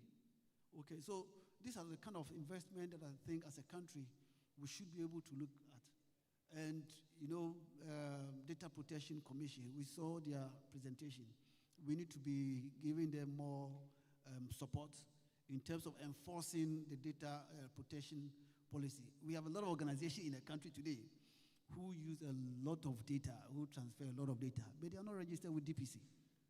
This is something that, to me, is a big risk, that if the DPC is supported and they do their work effectively, we will be having a very good infrastructure to support us. Thank you. Thank you. Thank you. Dela, let's bring it to you. So he's talking about improved infrastructure and so on. But as businesses who need to deploy solutions on this infrastructure, what kind of compliance challenges do you anticipate for such businesses working across borders, especially even considering AFSTA, so that it's not just thinking in Ghana alone, but in AFSTA? What are some of the compliance challenges that you anticipate? Our major compliance challenge is how agile we are as a country in updating our compliance with latest innovation. Today, for example, we are talking about AI, but as we speak today, as a country, we don't have any policy or law on AI. I remember so much go to market. We were then looking at how quickly we could bring mobile money. And I was one of the few consultants. We wanted to even white label it for banks and say, look, banks, take control over mobile money. Look, it's going to be the next great thing. Go. Within that space, there was no policy directions and the law and stuff like that. And they were dilly-dallying and stuff. By the time they realized, MTN took over. Now, so you are running as a bank, but people are moving their money from you and putting it in mobile money. Then who is now doing proper banking? And so the laws are not, we are not agile. For example, there's been a law that, every data must sit here. We are talking about the modules, but have we adopted it? Is it within the law as a NITA, as a data policy? What's our data sovereignty law? What is it as of today? Is it in line with what we are sharing? So you and I, we are on this platform here, we are sharing it. But what does it say? Because that's what is governing organizations, businesses on how to do and manage the data and where the data should be stored. And so, though I may be a business, the law is saying that the data must be here. However, there are systems and things I need to use that may have to share that data. But the law doesn't allow me to. And so how quickly, as policymakers, are we adopting or putting laws in place to quickly drive the innovation and drive to support businesses? So the law is a major thing. Like I also talked, banks had to have a major challenge because they said everything must be stored locally. And so though some of them wanted to go cloud and start adopting a hybrid system of even using cloud, the law says no. And so, but the challenge of having to run a data center, backup systems is huge cost. And so sometimes the bank is running, but to run IT as a budget alone, just because of that law, is huge. So we need to be very agile and flexible, and as quickly as we are, so that our businesses can have the breathing air to really thrive. I also want to suggest that another risk is cybersecurity. We will say it, but the challenge is that how much investment go into cybersecurity? What we are doing in country more is more of awareness. It's more of awareness. But are we really, doing real investment at the data centers? Because if I'm a business and I want to drive and I want to put my data locally, and I go to data center, and the security and the cyber security in place is very porous. So my challenge is, how reliable is the data center? How reliable is the service that I'm being offered to keep the data in country? There are other cloud services that have the deep pocket to deal with cybersecurity, provide authentication, security, and all of that. So, yeah, we want to see the likes of the PKI running very fast, more cybersecurity to make sure that the data centers that we have are secure and reliable 24/7. Sometimes people say, oh, why is that the location for Azure or AWS is not in Africa? There are certain key requirements that they need, and the infrastructure is not there to support them. We were pushing and say, okay, we need to have some even in Ghana. Why don't we have the data center from Microsoft in Ghana? It's simple. We don't have two power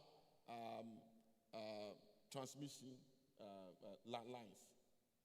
By just that, so it's a pure infrastructure issue. We don't have two power transmission companies. They need a minimum of two. They don't want to have one single point of failure. So they need minimum of two. So if a country doesn't have it, it means they can't come in. And so a lot needs to be done, both infrastructure, both cybersecurity, regulation, to really create the environment where as businesses will feel very safe. We want to deliver, speed, and serve our customers well. But all of these requirements are there, are necessary, so that the risk can be reduced for us. Thank you. Interesting. So we need another ECG before before Microsoft will show up here with the data center. Interesting. So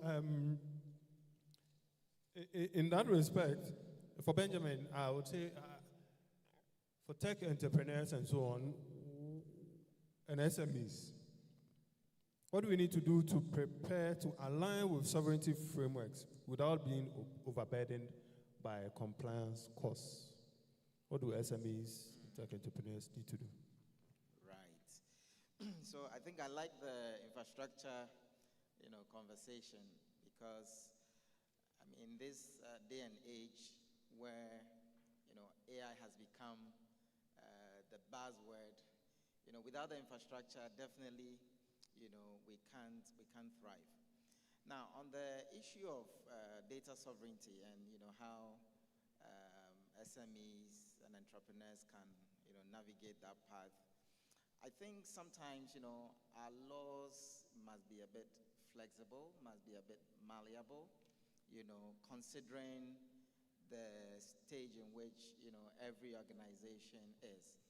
And so typically what we see is that we have general laws for everybody. So the law actually sees the big organization and then the small organization the same. There's really no distinction in terms of how it's going to deal with it. But they are all not the same. So I think one of the things we should actually be looking at is how we also align the laws with the organization. And so my obligation should be different as a startup, should be different from the obligation of but I could say, okay, that's true. That's what you're saying is the ideal thing. Unfortunately, we don't have the ideal thing. So what can SMEs still do somehow to manage to be at least compliant? Absolutely. And I think one thing we should also look at is the government can also set up some kind of infrastructure, okay, that these young businesses can actually, hop on like a shared services where we can, benefit from it. Yeah. You mean as a way to help them meet the compliance needs?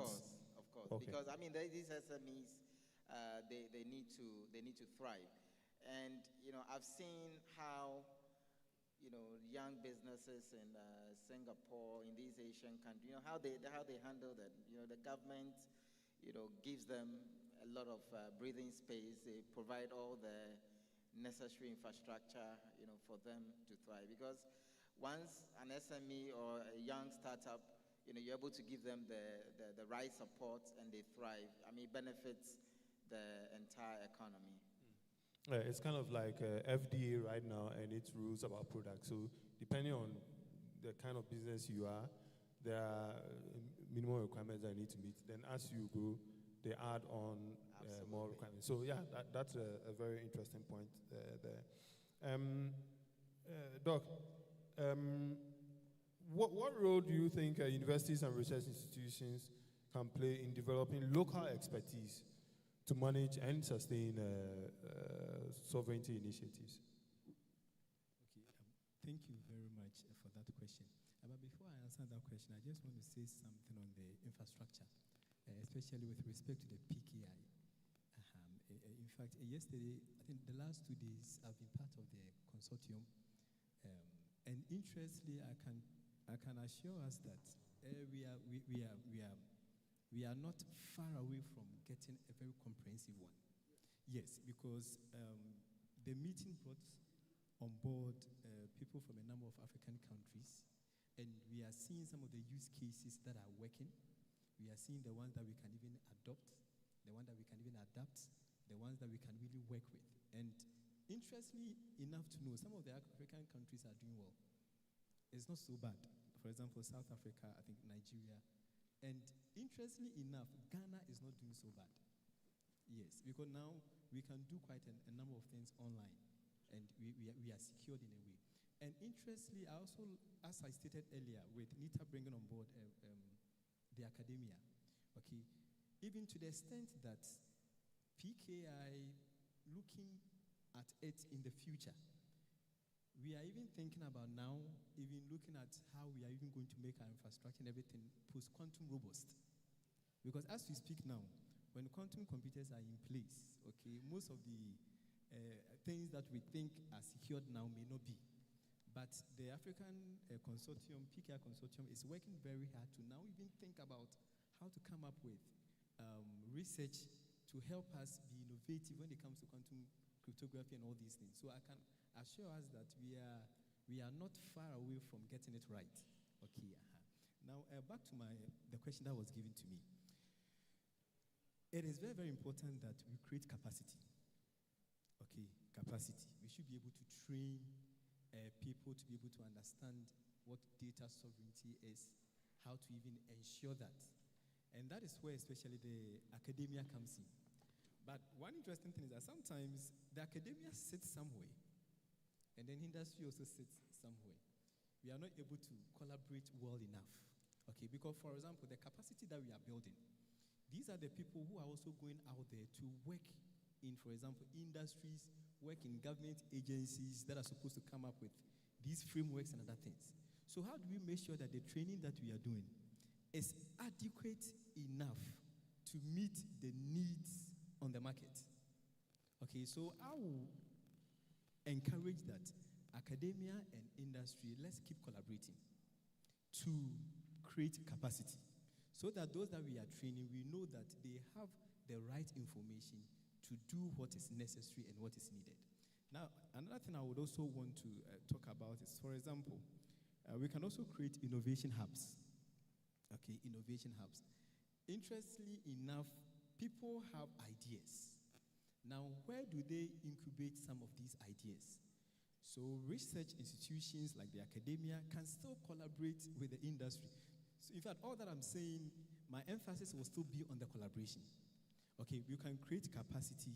We can also create innovation hubs where we train people who have the ideas and let them even come up with some of the solutions that we want. Interestingly enough, most of the solutions that we can think about, okay, we have most of them sitting on the shelves. We have a number of research. So I was very happy when Solomon was talking about the data exchange. Okay, so even the academia, the research institutions, we can, interestingly enough, all the papers that we have now, they are all electronic anyway, the academic papers. Even now, when you are submitting your project work, most of the times it is submitted electronically first, before now they go on to do the hard binding and those stuff. Okay, so in a way we are getting somewhere. Okay, so that collaboration is needed so that this research information is still made available to the industries as well as those that are innovating ideas. Because we don't have to reinvent the wheels. Even this quantum cryptography that I'm talking about, it is far advanced. The advanced countries are already using it. I think recently NIST announced about 4 of the post-quantum cryptographic algorithms that we can use, so that even if quantum computers are in place, we are still safe. Okay. Yeah, but one question that flows from is: are we actually, if you've been involved in some of the work regarding regulations, do we have industry people participating in the process of deciding what models and what frameworks that Ghana should adopt? Or it's maybe NITA sitting somewhere, coming up with a law and then shoving it yes. in our faces? Yes, okay. Yeah, but I want him to tell me his experience of the process. Has he seen business also intentionally joining the process? In capacity building? Yes. Oh, yes. So, for example, if you come to GIMPA, some of our courses, we engage expertise from the industry. So sometimes we even send our course outlines to them for them to at least punch holes into some of the things that we are. Because the fact is that after we have finished training them, if the industry is not, think that they are not capable enough for them to absorb them, what is the essence? So it is key that we integrate the industry when we are coming up with our course outlines, everything, even when we are coming up with programs that are relevant. Okay, so with the capacity building, it is not far-fetched. We are doing our part, but it is not only one institution. All institutions academic institutions have to come on board. Let's partner up. Let's engage with the industry. And as I stated earlier, NITA is doing very well, engaging the academia in most of its processes. The PKI that I was talking about, we have some of the academia on board. We even have industry experts also on board. So I think the future is quite bright. It's bright. I see. Michael, so it seems there's a lot of talk about collaboration here. So let's hone in a bit more from that perspective. How should the government and private sector then collaborate in building resilient digital infrastructure for sovereignty? Where do you see the opportunities for collaboration? Okay, thank you. I think it's a key requirement. Collaboration. The government cannot do it alone. The private sector cannot do it alone. So there has to be this collaboration. But there must be policy direction, okay? And there must be frameworks that will allow the private sector to also participate. Like Doc mentioned, we need the academia to be part of this collaboration. We need the civil society organizations. We need the industry to be part of these collaborations. And look, an area that maybe I can give a typical example is the GIF, right? Ghana Infrastructure Investment Fund, right? It is a government organization, but it's working with the private organizations to make sure the right investments are done. I'll give a typical example, like Block Spectrum. Block Spectrum today is investing heavily in fiber optics across the country, and they are doing this with the support of GIF. All right, so there should be a conscious effort to bring in private organizations to invest directly in the data centers that are mentioned, okay, the tier 2, tier 3. Dela was talking about power, having to, power commercial transmission. But look, today, most of them, they have dominant power. That, yes, they need a commercial power, but they have investment in terms, look, we are in Africa, we should promote people investing in solar. They have solar systems that can sustain, especially the tier 4. Before uptime will satisfy you as tier 4, it means that you are reliable in terms of power. You cannot go down. So we need to attract direct investment from the private sector. And before they bring their money, they must be sure that this investment they are bringing is secured. There must be policies that will guarantee that, look, we are working together as partners. So if you bring in your investment to a country, your investment is going to generate the needed revenue for you and also enhance our data sovereign roadmap or whatever milestone that we want to achieve. Thank you. Okay, so we are coming to a close.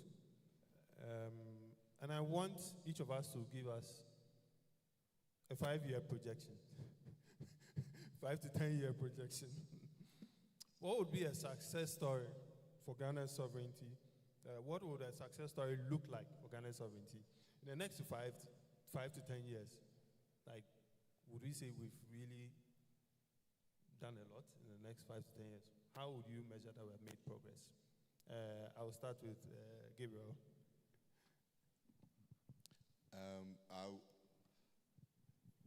Sometimes on a forum like this, sometimes the questions you were asking me was to talk about the challenges we face as business, and so it may come across I'm maybe talking about the challenges.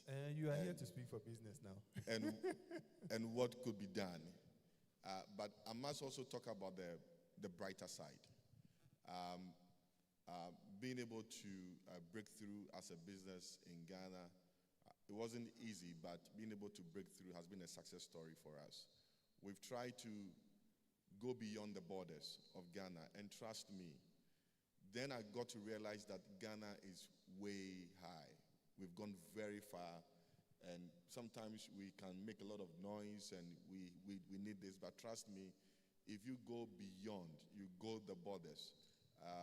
We've tried going to set up in other countries, and trust me, the laws are not friendly at all. The infrastructure sometimes is not there. Most places is a whole challenge within even West Africa. Then we went to East Africa, and so within East Africa, we've only been able to set up in Kenya. And so then we are now moving to South Africa region block.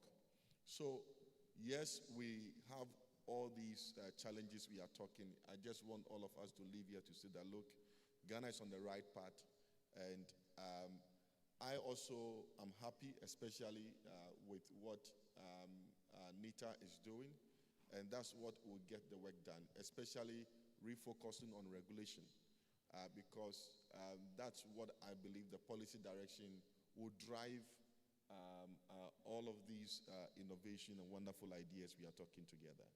And so even as we are talking about AI, we are talking about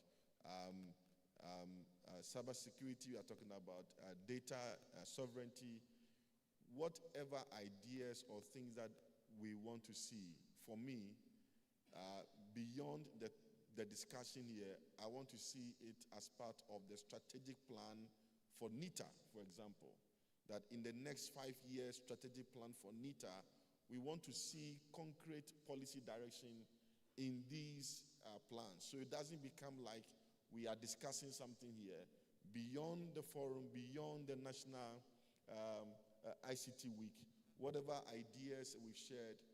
For me, my success story will be that it's part of NITA's strategic work. There's a plan, and then there's a call to action to get it done. Thank you. Thank you. I'll ask Doc to also give us his own. Okay, so in the next 5 to 10 years, I see Ghana becoming the Africa Digital Hub. Okay, when it comes to technology, when it comes to innovation, and especially when it comes to collaboration amongst the government, the industry, and then the academia.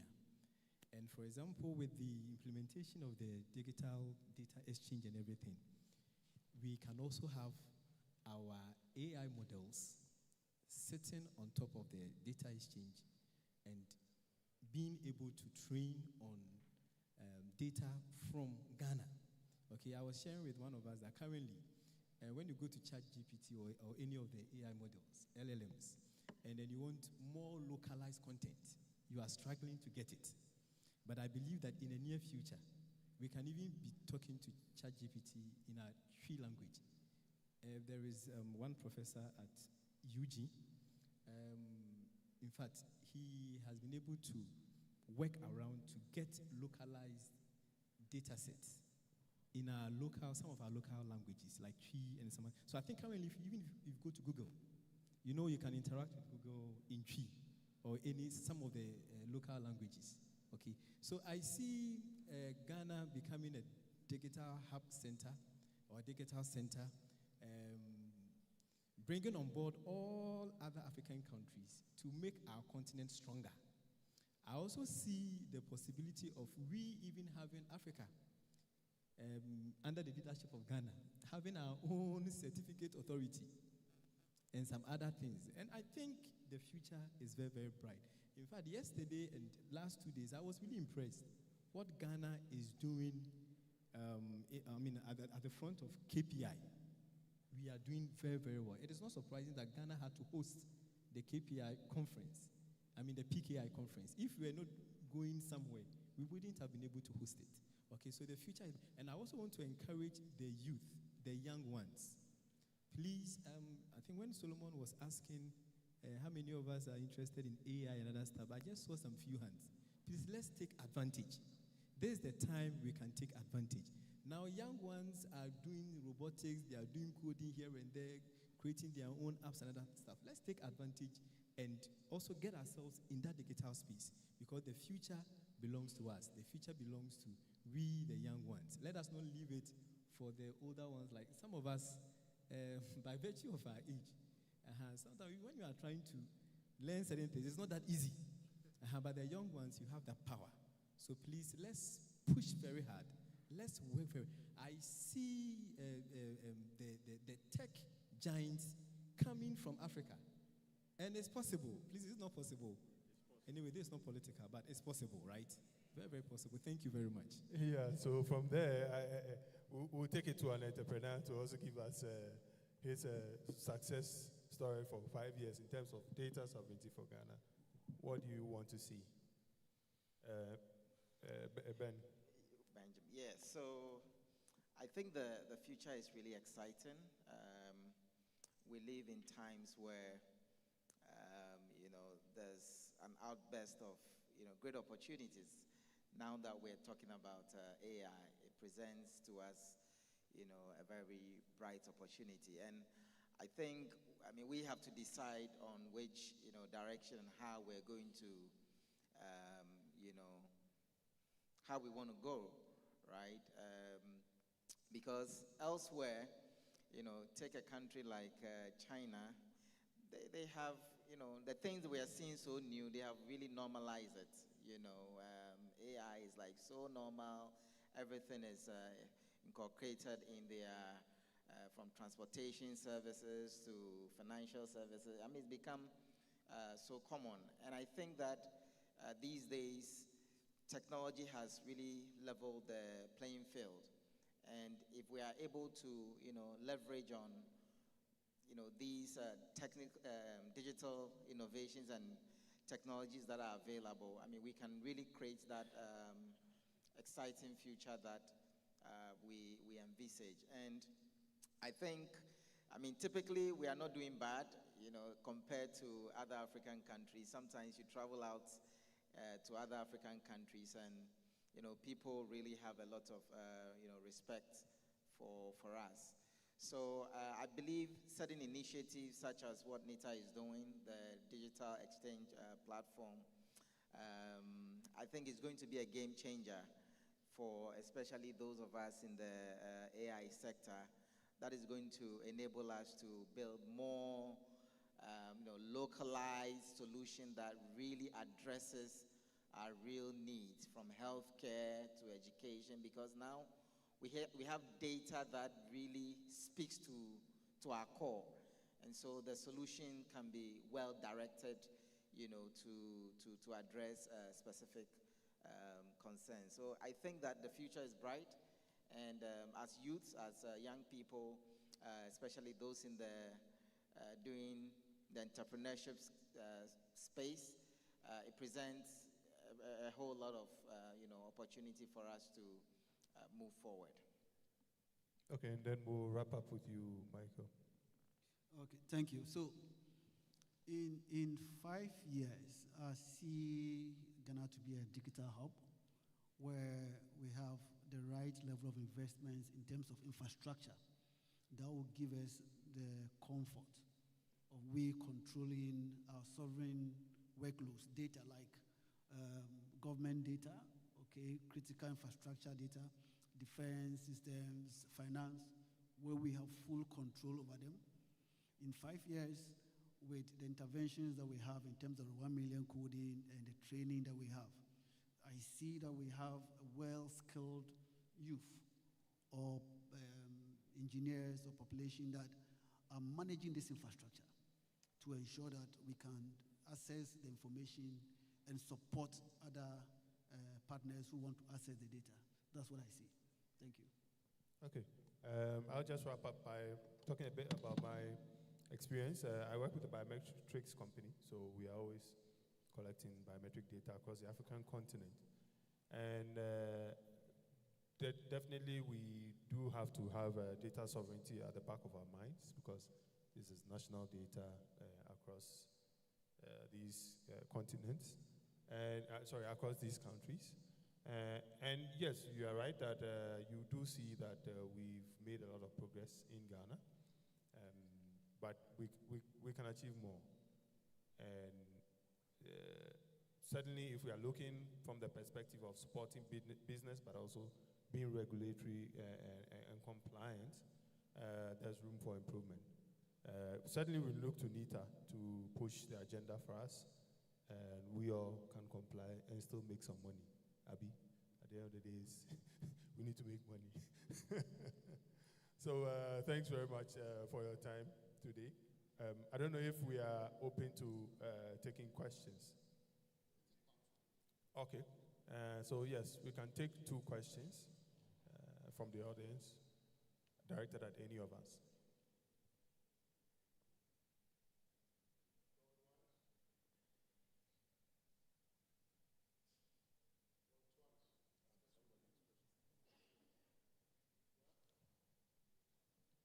Yeah, I think there's somebody at the back there. Maybe he can approach a mic.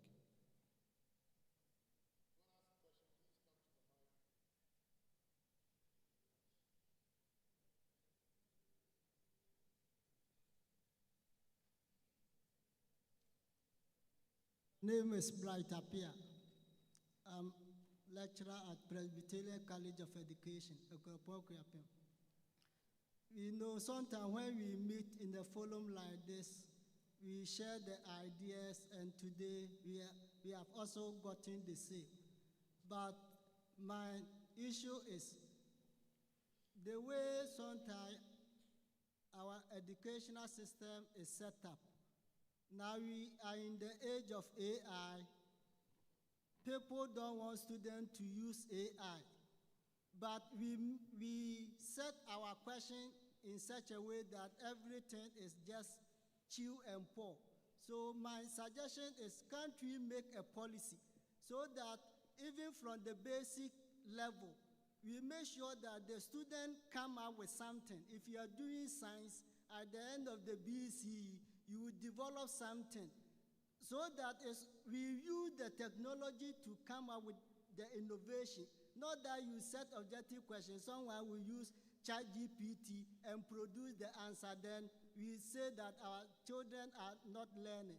So the policy should make sure that we use the technology in a way that will create the critical thinking that we expect our children to do, so that it will not be like we are always consumers of technology, but we are not using it to generate ideas so that our nation will move forward. That is my point. Thank you. Yeah, I think Doc All wants right. to respond to that. Let me just say something regarding the submission that came, because I belong to the educational setup. Okay. You see, this AI thing, it is good. At the same time, if you also don't use it well, it won't help you. Okay, now from where I sit, now AI is even redefining the way we even teach, the way we even lecture. Gone are the days where you come to the lecture room, you have your PowerPoint slides, and then you are presenting and people appreciate what you are doing. Now, if you just come with PowerPoint slides, they have the content already. True or false? Yeah, so what now we are doing is that we now come up with case studies, practical problems, that you can even use AI to help you generate ideas to now solve those practical problems. Okay, so I want us to understand that the AI coming in place is also changing our way of instruction so that we take advantage of AI. So for example, when I'm lecturing, I even allow the students to use AI, sometimes ChatGPT, even in the classroom. And sometimes the way I even set some of my questions, okay, is such that with AI, you can't just get the answers. Okay, so now we are also engaging students to now think critically, be able to have that analytical mindset. So things that AI cannot do, that is where now we are training our students to be able to be more efficient. If you are just going to go about the rudimentary things that AI can do, if you are training students in that same area, then it won't work. Okay, so I want us to understand that it is gradual, but we'll get there. Now, a number of institutions are coming up with some AI policies. So, for example, GIMPA, we are crafting one. Though it is not that easy, but we are coming up with something that will guide our students, even as well as lecturers and then facilitators. Okay, so please, let's consume data well. Okay, let's consume or let's use AI also well. It will interest you also to note that, look, our students are coming up with solutions that are mind-boggling.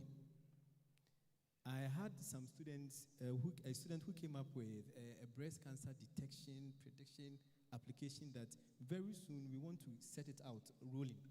Okay, so we have started even engaging some partners to see how we can integrate it into the system. If you come to our workspace now, the projects that are coming up are AI products, AI solutions. Okay, so that is where we now have to collaborate with the industry to see how we can make it practical and make it work. Okay, so it is not that bad, but we have to be cautious and also make things happen. Thank you. Thank you. Any other question? Okay. Okay, and thank you very much, panelists. Thank you. Thank you very much. Another round of applause for them.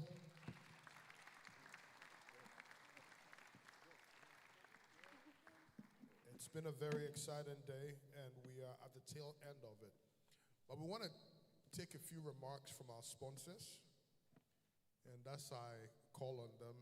I hope they can come up and say a few words. We'll start with a free Electroworld. Mr. J, are you here? Mr. J? Okay. Let me move on to Drone Hub. Is there Janet here? No? Okay. Umpontu Technology. Kelvin Asamoah. Please, a round of applause for him.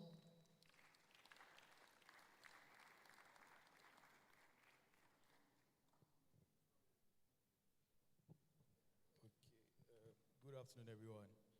So, on behalf of our CEO, Dr. Stefan Noli, Impunti Technologies, I would want to thank the organizers of the ICT Week for hosting this successful and impactful event, and for giving Impunti Technology the chance to come and exhibit at this occasion.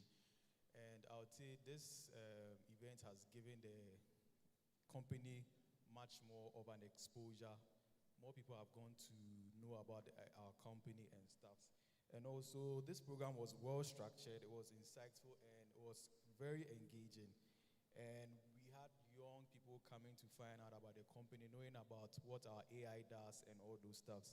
So we are proud to have been part of this initiative, and then we remain committed to supporting events like these that drives technology, innovation, and growth in our society. Thank you very much.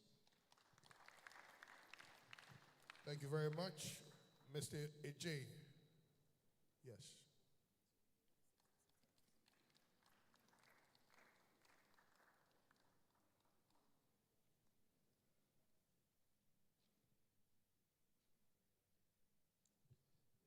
Good afternoon.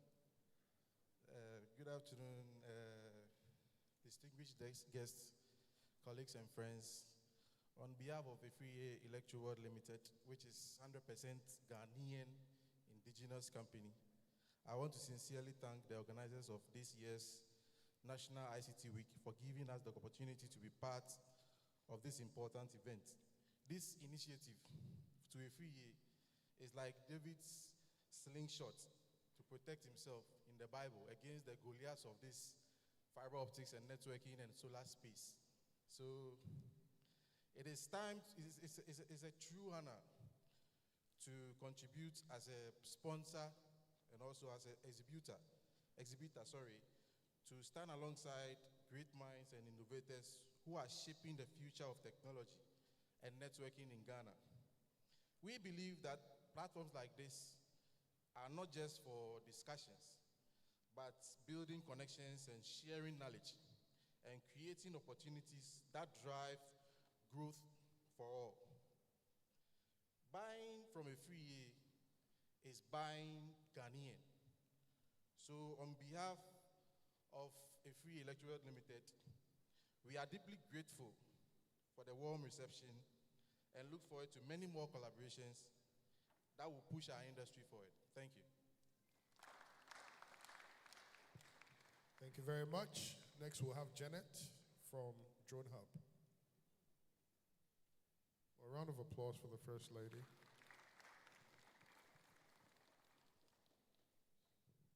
Thank you very much for this wonderful opportunity. I'm Janet from Drone Hub Africa. Would like to thank the organizers for this wonderful initiative. I believe that it's a great opportunity to gather a lot of tech experts and people and businesses together.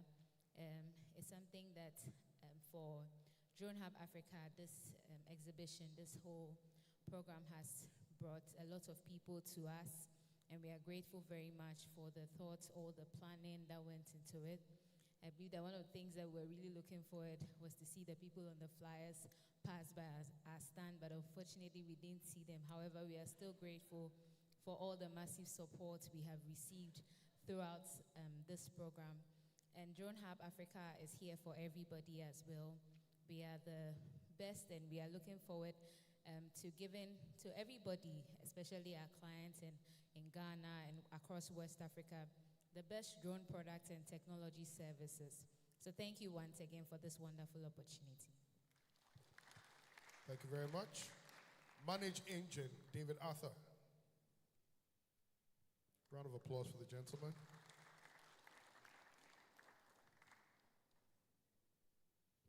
Thank you very much. My name is David from Manage Engine, but I'm with Mantisop. We are the partners for Manage Engine here in Ghana. And I would like to thank the organizers for such a wonderful event. And it's been very insightful, and we've been able to engage with most of us here. And I think on behalf of Manage Engine, we know after this program, there's going to be a lot of companies and individuals coming to buy from us, yes. And then we also like to thank you all for coming to our stand and then inquire about what we do. We are always ready to serve, and we hope that the next event will be more impactful as this. Thank you. Thank you very much. Checkpoint, Mr. Kinsley. Checkpoint, Mr. Kinsley. Round of applause for the man.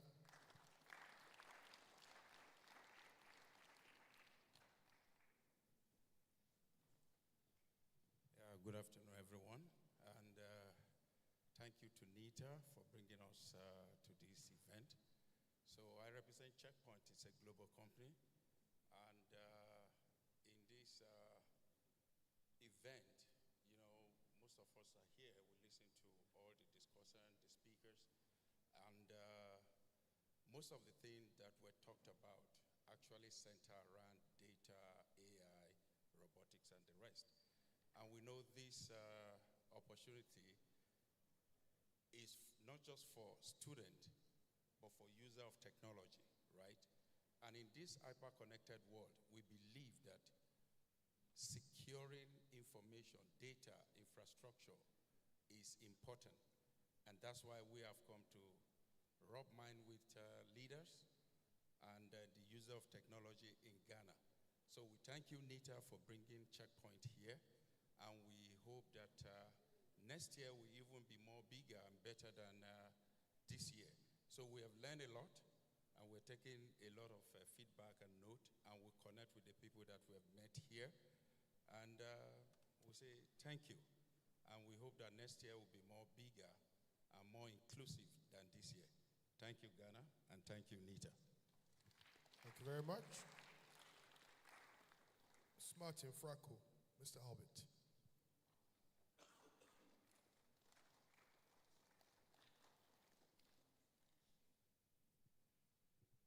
Thank you very much.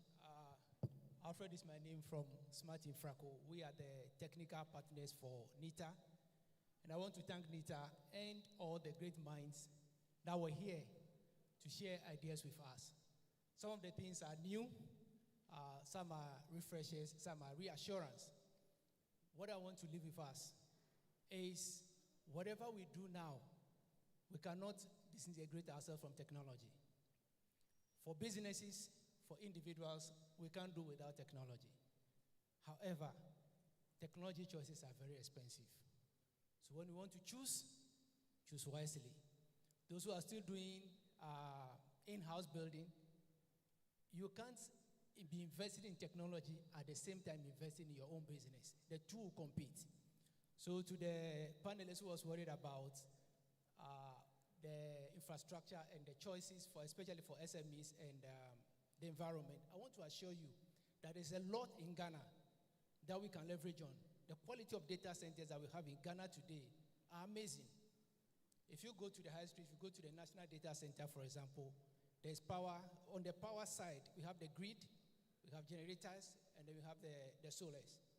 We have local cloud. Even for servers, we have virtual servers that you can just subscribe. Most important thing is that, and what I want to leave with you is this: at all times, tailor your technology solutions on your growth trajectory of your business. Don't overskill, don't underskill. If you are not sure, speak to Smart Infraco. Thank you. Thank you very much. B Systems, Mr. Yanni.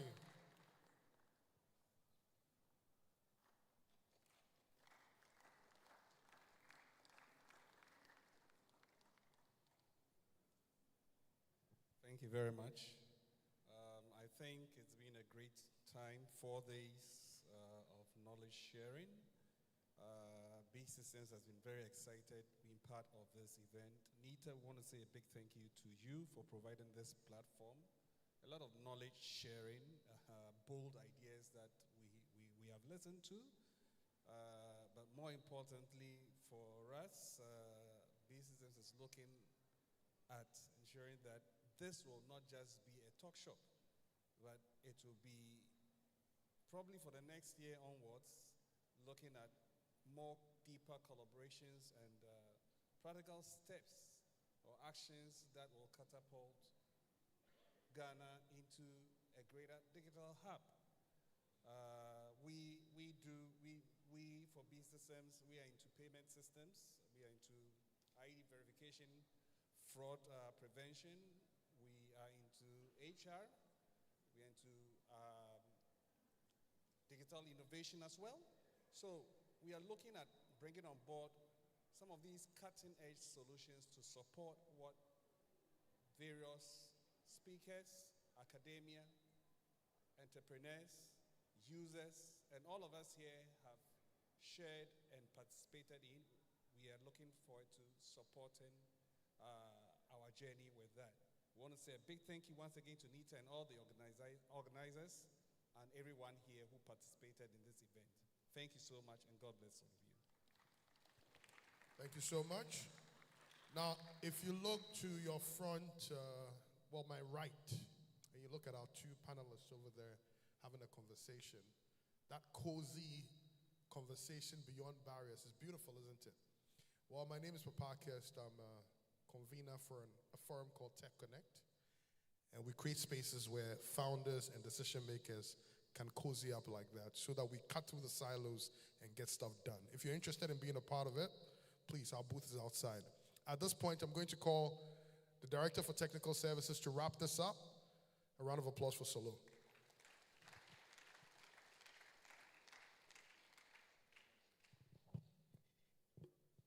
Hello. It's been an interesting week. The theme for the week we're still in the week, Ghana as Africa's digital trade hub. When we started conceiving ICT 2025, the speaking point, what came out of the meeting was, after being resident in Ghana and the fact that we have given them a headquarters in Ghana. We need to position ourselves to take full advantage before the other African countries do. So if that is the case, then let us look at, if we are the technology regulators, let's look at how we enable the technology domain so that we can have effective trade across Africa. That is the inspiration for what we chose for this year. Through the week, we've had a lot of conversations. I think the Monday we had the big boys pass through, the big boys and girls pass through and open the session for us. The Vice President was ably represented by Honorable Dr. Honorable Ufosu Ampofo. The political, the positions we struggle a bit, but the one in charge of the political desk at the Office of the Vice President, and he entreated us as a country. He told us what government is doing generally, and also entreated us as a country to better position ourselves and then take Africa by storm.